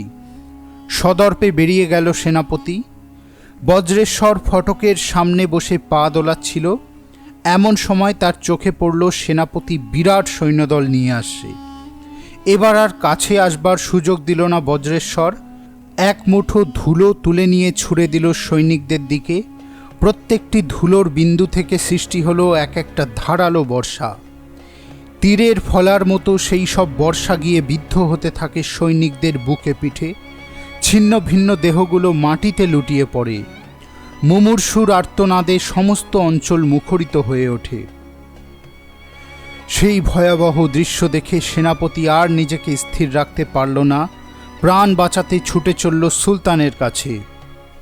সেনাপতি দরবারে প্রবেশ করতেই সুলতানের কোনো কিছুই বুঝতে বাকি রইল না। ক্রোধে উন্মত্তের মতো চিৎকার করে উঠলেন, উজির, তুমি আমাদের সমস্ত সৈন্যবাহিনী নিয়ে গিয়ে আক্রমণ করো। উজির বললেন, আপনি শান্ত হন সুলতান, শক্তি দিয়ে এই বৃদ্ধকে পরাস্ত করা সম্ভব নয়। সে সাধারণ কোনো বৃদ্ধ নয়, হয় অলৌকিক শক্তি সম্পন্ন কোনো জাদুকর কিংবা জিন বা ইফরিত। জ্ঞানী মানুষেরা বলেছেন যেখানে শক্তিতে কাজ হয় না সেখানে কৌশলে উদ্দেশ্য সাধন করতে হয়। আমি একাই যাব সেখানে, আমার কোনো সৈন্যবাহিনীর প্রয়োজন নেই। একা যাবে তুমি? যদি কোনো বিপদ হয়? আপনি নিশ্চিন্ত থাকুন সুলতান, আমার কোনো বিপদ হবে না। উজির তার রাজবেশ পরিত্যাগ করে নিতান্তই সাধারণ বেশে এসে দাঁড়ালেন বজ্রেশ্বরের সামনে। বিনীত কণ্ঠে বললেন, জনাব, আমি মহামান্য যদুর সাহেবের সাথে সাক্ষাতের জন্য এসেছি। কি আপনার পরিচয়? আমি এই দেশের সুলতানের উজির। সুলতান মহামান্য যদুরকে অভিবাদন জানিয়ে রাতের ভোজসভায় তাকে আমন্ত্রণ করেছেন। আমি সুলতানের সেই বার্তা যদুর সাহেবের কাছে নিবেদন করতে চাই। বজ্রেশ্বর উজিরকে নিয়ে বাইরের ঘরে বসিয়ে বলল, আপনি এখানে বিশ্রাম করুন, আমি যদুর সাহেবকে সংবাদ দিচ্ছি। বজ্রেশ্বর ভেতরে গিয়ে যদুরকে বলল, মালিক, সুলতানের উজির এসেছেন আপনাকে নিমন্ত্রণ করতে। সম্ভবত সুলতান ভয় পেয়ে গিয়েছেন। আমি তো তার সাথে কোনো খারাপ ব্যবহার করিনি, তবে তিনি ভয় পেলেন কেন? সুলতান প্রথমে তার কোতোয়ালকে পাঠিয়েছিলেন, তার সাথে ছিল 50 জন সেপাই। তারা মারমুখী হয়ে উঠতেই আমি সকলকে হত্যা করি। তারপর এসেছিল ওয়ালি, তার সাথে ছিল 200 সৈনিক। সবশেষে সেনাপতি 500 সৈনিক নিয়ে আমাদের আক্রমণ করতে এসেছিল। তাদের একজনও আর জীবিত নেই। প্রাণ বাঁচাতে উজিরকে পাঠিয়েছেন সুলতান। ঠিক আছে, তুমি তাকে সসম্মানে নিয়ে এসো। প্রাসাদের মধ্যে বিশাল এক কক্ষে গিয়ে সিংহাসনে আসীন হল যদুর। তার দুপাশে বাদীর দল, 2 জন দেহরক্ষী বর্ষা হাতে স্থির হয়ে দাঁড়িয়ে থাকে। উজির ধীরে ধীরে কক্ষে প্রবেশ করে যদুরের সামনে এসে দাঁড়ালেন। তাকে কুর্নিশ করে বললেন, সেলাম মালিক, মহামান্য সুলতান আপনার বন্ধুত্ব কামনা করে আমায় পাঠিয়েছেন। তার অনুরোধ, আপনি যদি আজ রাত্রিতে তার ভোজসভায় যোগদান করেন, তিনি অত্যন্ত আনন্দিত হবেন। যদুর তার সামনে রাখা একটি স্বর্ণখচিত আসন দেখিয়ে বলল, আপনি আসন গ্রহণ করুন। আমি মহামান্য সুলতানের সাথে বন্ধুত্ব স্বীকার করছি। বিশেষ কারণে আজ রাত্রিতে আমার পক্ষে এই প্রাসাদ ত্যাগ করে যাওয়া সম্ভব নয়। আপনি আমার হয়ে তাকে নিমন্ত্রণ জানাবেন। আমার এই প্রাসাদে তার সম্মানে বিরাট এক ভোজের আয়োজন করব। তিনি, তার পারিষদ, সভাসদ, রাজ্যের গণ্যমান্য সকলকে নিয়ে এই ভোজসভায় যোগদান করলে আমি ধন্য হব। আমি আপনার বার্তা সুলতানের কাছে নিবেদন করব। উজির উঠে দাঁড়াতেই যদুর বজ্রেশ্বরকে হুকুম করল, তুমি আমার তরফ থেকে সুলতানকে 1 থলি হিরে আর উজিরকে মহামূল্যবান পোশাক উপহার দেওয়ার সব ব্যবস্থা করো। জো হুকুম মালিক। চোখের পলকে বজ্রেশ্বর স্বর্ণপাত্র পূর্ণ করে হিরে আর 1 প্রস্থ বহুমূল্যবান পোশাক যদুরের সামনে নিয়ে এসে রাখল। যদুর তার এক বান্দা আর বাদীকে হুকুম দিল, তোমরা এই পোশাক আর উপহার সুলতান আর উজিরের প্রাসাদে পৌঁছে দেবে। উজির প্রাসাদে ফিরেই সুলতানকে বললেন, সুলতান, আমি যা দেখে এলাম তার কোনো তুলনা নেই। যদুর আপনাকে তার প্রাসাদে নিমন্ত্রণ করেছে। সুলতানও মনে মনে কৌতূহল অনুভব করছিলেন, এমন অলৌকিক শক্তিসম্পন্ন মানুষটাকে তো একবার দেখতেই হয়। বললেন, আমি তার নিমন্ত্রণ রক্ষা করব। তুমি আমার সভাসদদের সংবাদ দাও, সবাই একসাথে তার ভোজসভায় যাব। সন্ধে হতেই সুলতান তার সঙ্গী সাথীদের নিয়ে উপস্থিত হলেন যদুরের প্রাসাদে। প্রাসাদের অতুলনীয় শোভা, ঐশ্বর্যের প্রাচুর্য দেখে সকলেই মুগ্ধ। প্রাসাদের ফটক থেকে দ্বার পর্যন্ত পথের 2 পার্শ্বে সারিবদ্ধ সৈনিকরা দাঁড়িয়ে রয়েছে। সৈনিকরা যেন পাথরের মূর্তি, বিশাল দেহী, রক্ত হিম করা কঠিন মুখ, মৃত মানুষের মতো স্থির চোখের দৃষ্টি। তাদের দিকে তাকাতেই সুলতানের বুক কেঁপে উঠল। এক একটা সৈনিক যেন মৃত্যুর দূত, ভালো করে তাকাতেই ভয় লাগে। এগিয়ে এলো বজ্রেশ্বর। আসুন সুলতান, আমার মালিক যদুর আপনার জন্য অপেক্ষা করছেন। সিংহাসনে বসেছিল যদুর। সুলতান সামনে গিয়ে দাঁড়াতেই কয়েক মুহূর্ত স্থির হয়ে বসে রইল। তারপর সুলতানের দিকে ফিরে কঠিন কণ্ঠে বলল, সুলতান, আপনার ব্যবহারে আমি মর্মাহত। আপনি বিনা কারণে আমার 2 দাদাকে বন্দি করে কারাগারে নিক্ষেপ করেছিলেন, তাদের সমস্ত সম্পদ লুট করেছিলেন, আর কোনো অনুসন্ধান না করেই আপনার সৈন্যদলকে পাঠিয়েছিলেন আমাকে বন্দি করে নিয়ে যাবার জন্যে। অথচ আমি আপনার কোনো ক্ষতি করিনি। এই কি আপনার রাজ্য শাসনের নমুনা? সুলতানের মুখে লজ্জার আভা ফুটে উঠল। নতমস্তকে বললেন, আপনি আমাকে মার্জনা করুন মহামান্য যদুর। যদুর বলল, আপনি আল্লাহর কাছে মার্জনা ভিক্ষা করুন, তিনি আপনাকে মার্জনা করবেন। আপনারা আসন গ্রহণ করুন। তারপর দুই দাদাকে ডেকে বলল, আজ সুলতান আমাদের অতিথি, তার আপ্যায়নের যেন কোনো ত্রুটি না হয়। নিজে দাঁড়িয়ে সব কিছু তদারক করল যদুর। ভোজন পর্ব মিটতেই যদুর সুলতান ও তার সঙ্গী সাথীদের সকলকে প্রচুর ধনরত্ন উপহার দিল আর কোষাগারের সব অর্থ ফিরিয়ে দিল। সকলেই খুব খুশি, শুধু সুলতানের মনের মধ্যে শঙ্কা জেগে ওঠে। প্রাসাদে ফিরে গিয়ে উজিরকে বললেন, উজির, যদুরের অপরিমেয় ঐশ্বর্য আর ক্ষমতা দেখে ভীত হয়ে পড়েছি। যে কোনো মুহূর্তে সে তার অলৌকিক শক্তির প্রভাবে আমাকে সিংহাসনচ্যুত করে তা অধিকার করতে পারে। আমার সেনাবাহিনীর সাধ্য হবে না তার কেশ পর্যন্ত স্পর্শ করে। উজির কিছুক্ষণ চিন্তা করলেন, তারপর বললেন, আমার বিশ্বাস যদুরের সিংহাসনের প্রতি কোনো লোভ নেই। তার নিজের যা সম্পদ আছে, দুনিয়ার কোনো সুলতানের তা আছে কিনা সন্দেহ। তবে মানুষের মন, তাই যদুর কিছু করবার আগে আপনিই চিরকালের জন্য তাকে অধিকার করে নিন। তোমার কথার অর্থ ঠিক বুঝতে পারলাম না উজির। আমার সাধ্য কি তাকে জয় করব? শক্তিতে কাজ না হলে বুদ্ধিতে উদ্দেশ্য সিদ্ধ করতে হবে। আপনি শাহজাদির সাথে যদুরের শাদীর ব্যবস্থা করুন। যদুরের মতো এমন জামাই আপনি আর পাবেন না। তাছাড়া চিরকালের জন্য যদুরকে নিজের অধিকারে নিয়ে যেতে পারবেন। আপনার মনের শঙ্কাও দূর হবে। তুমি ঠিক বলেছ উজির, আজই তুমি তাকে আমার প্রাসাদে নিমন্ত্রণ করো। সেইখানে শাহজাদি আসিয়ার উপস্থিত থাকবে। সুলতানের ভোজসভায় বিরাট আয়োজন। যদুর উপস্থিত হতেই সুলতান তাকে খাতির করে সবচেয়ে সেরা আসনে বসালেন। খানাপিনা নাচ গানের পর্ব মিটতেই সেখানে এসে দাঁড়ালো শাহজাদি আসিয়ার। তার রূপের ঝলকে চারিদিকে ঝলমল করছে। যদুরের আর চোখের পলক পড়ে না। প্রাসাদে ফিরে এসেই যদুর মাকে বলল, মা, তুমি আজই উপহার দ্রব্য নিয়ে গিয়ে সুলতানের কন্যাকে শাদীর প্রস্তাব দেবে। তাকে আমি শাদী করতে চাই। আশা করি সুলতান অসম্মত হবেন না। সাথে সাথে বজ্রেশ্বরকে ডাক দিল যদুর। আমার মা সুলতানের কাছে তার কন্যাকে শাদীর প্রস্তাব নিয়ে যাচ্ছে।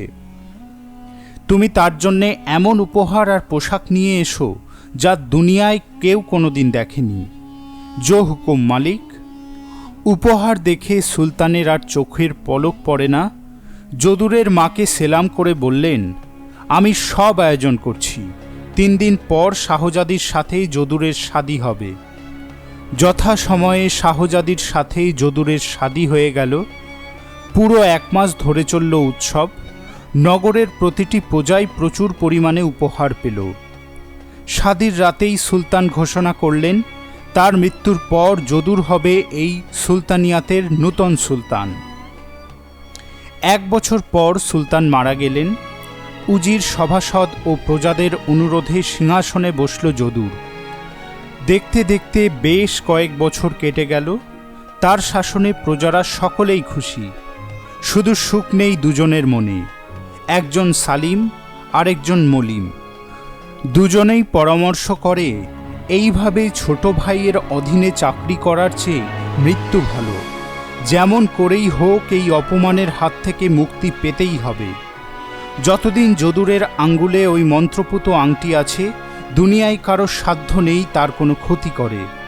সালিম বলল, আমার মাথায় একটা বুদ্ধি এসেছে। আজ রাতে আমরা একসাথে খানাপিনার আয়োজন করব আর সুযোগ বুঝে তার শরাবে বিষ মিশিয়ে দেব। তারপরই তার আংটি খুলে নেব। কিন্তু ওই আংটি কে নেবে? আমাদের দুজনেরই হবে ওই আংটি। তবে আমার আঙুলেই আংটি পরা থাকবে। আমি হব এই দেশের সুলতান আর তুমি হবে আমার উজির। ঠিক আছে, তাই হবে। মনে মনে সালিম বলল, আগে তো যদুরকে মারি, তারপর দেখা যাবে কে সিংহাসনে বসবে আর কে আংটির মালিক হবে। সেই রাতেই তীব্র জহর ঢেলে দেওয়া হলো যদুরের শরাবে। সাথে সাথে মৃত্যুর কোলে ঢলে পড়ল যদুর। এই সুযোগেরই অপেক্ষায় ছিল মলিম। তাড়াতাড়ি যদুরের আঙুলের আংটিটা খুলে নিয়ে বলল, আজ থেকে আমি এই সাম্রাজ্যের নূতন সুলতান। সালিম খুশির ভাব দেখিয়ে বলল, আর আমি তোমার উজির। এতদিনে আমার মনের স্বাদ পূর্ণ হলো। মলিম আগেই আংটি পরে নিয়েছিল। সালিম বলল, আমি একবার আংটিটা দেখি। কতদিন ধরে আংটিটা আমার ছুঁয়ে দেখবার ইচ্ছা ছিল। মলিম ভাইয়ের কথায় বিশ্বাস করে আংটি খুলে দিল। সালিম আংটি নিতেই হাতে ঘষল। সাথে সাথে হাজির হলো বজ্রেশ্বর। জো হুকুম মালিক। যার হাতে আংটি থাকবে বজ্রেশ্বর তারই অধীন। সাথে সাথে সালিম হুকুম করল, এক্ষুনি আমার ভাইকে হত্যা করো।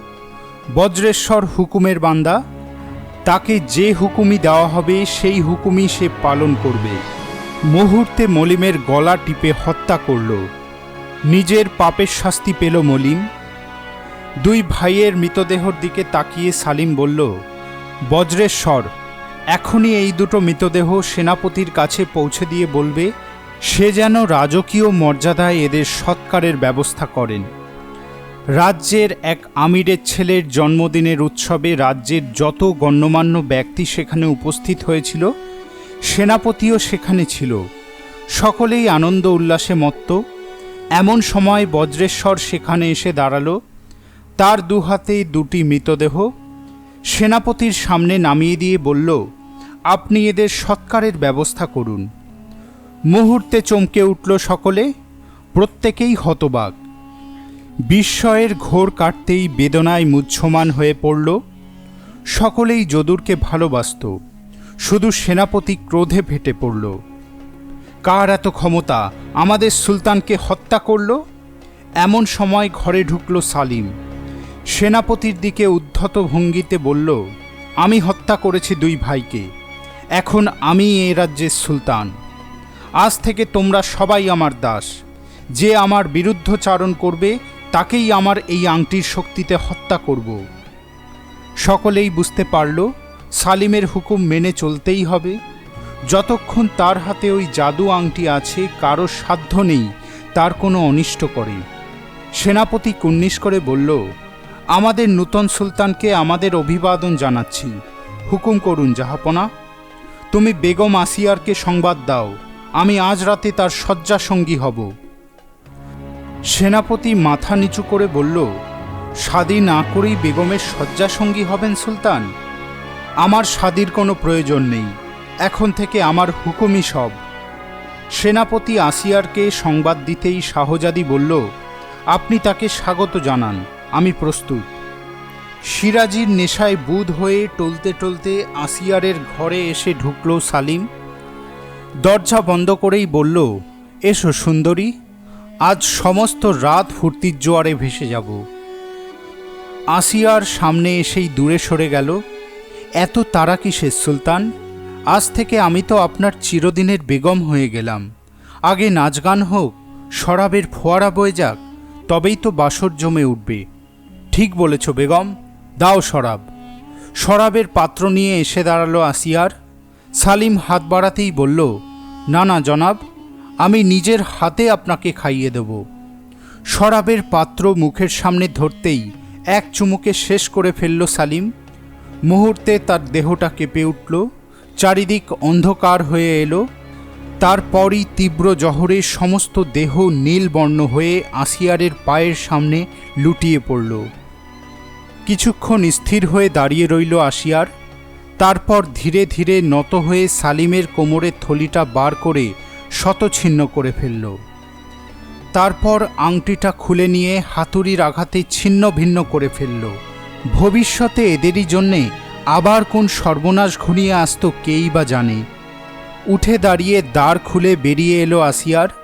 প্রিয় স্বামীকে হারিয়ে দুচোখ বেয়ে তার অশ্রুধারা গড়িয়ে পড়ছে। প্রহরীকে আদেশ দিল, তুমি সকলকে সংবাদ দাও। কিছুদিনের মধ্যে সেনাপতি, আমির, ওমরাহ সকলে এসে দাঁড়ালো। আসিয়ার বলল, আপনারা এই দুই ভাইয়ের দেহ নগরের বাইরে ফেলে দিয়ে আসুন, আর সুলতানের দেহ রাজকীয় মর্যাদায় সৎকারের আয়োজন করুন, আর আপনাদের মধ্যে যোগ্যতম কাউকে সিংহাসনে অভিষেক করুন। শাহরাজাদ তার কাহিনী শেষ করে। সুলতান শাহরিয়ার বললেন, তোমার এক একটা কাহিনী শুনি আর নূতন কাহিনী শোনবার জন্যে সমস্ত মন চঞ্চল হয়ে ওঠে। শাহরাজাদ মৃদু হেসে বলল, আমি তো আপনাকে আনন্দ দেওয়ার চেষ্টা করছি জাহাপনা। আপনি খুশি হয়েছেন এই আমার আনন্দ।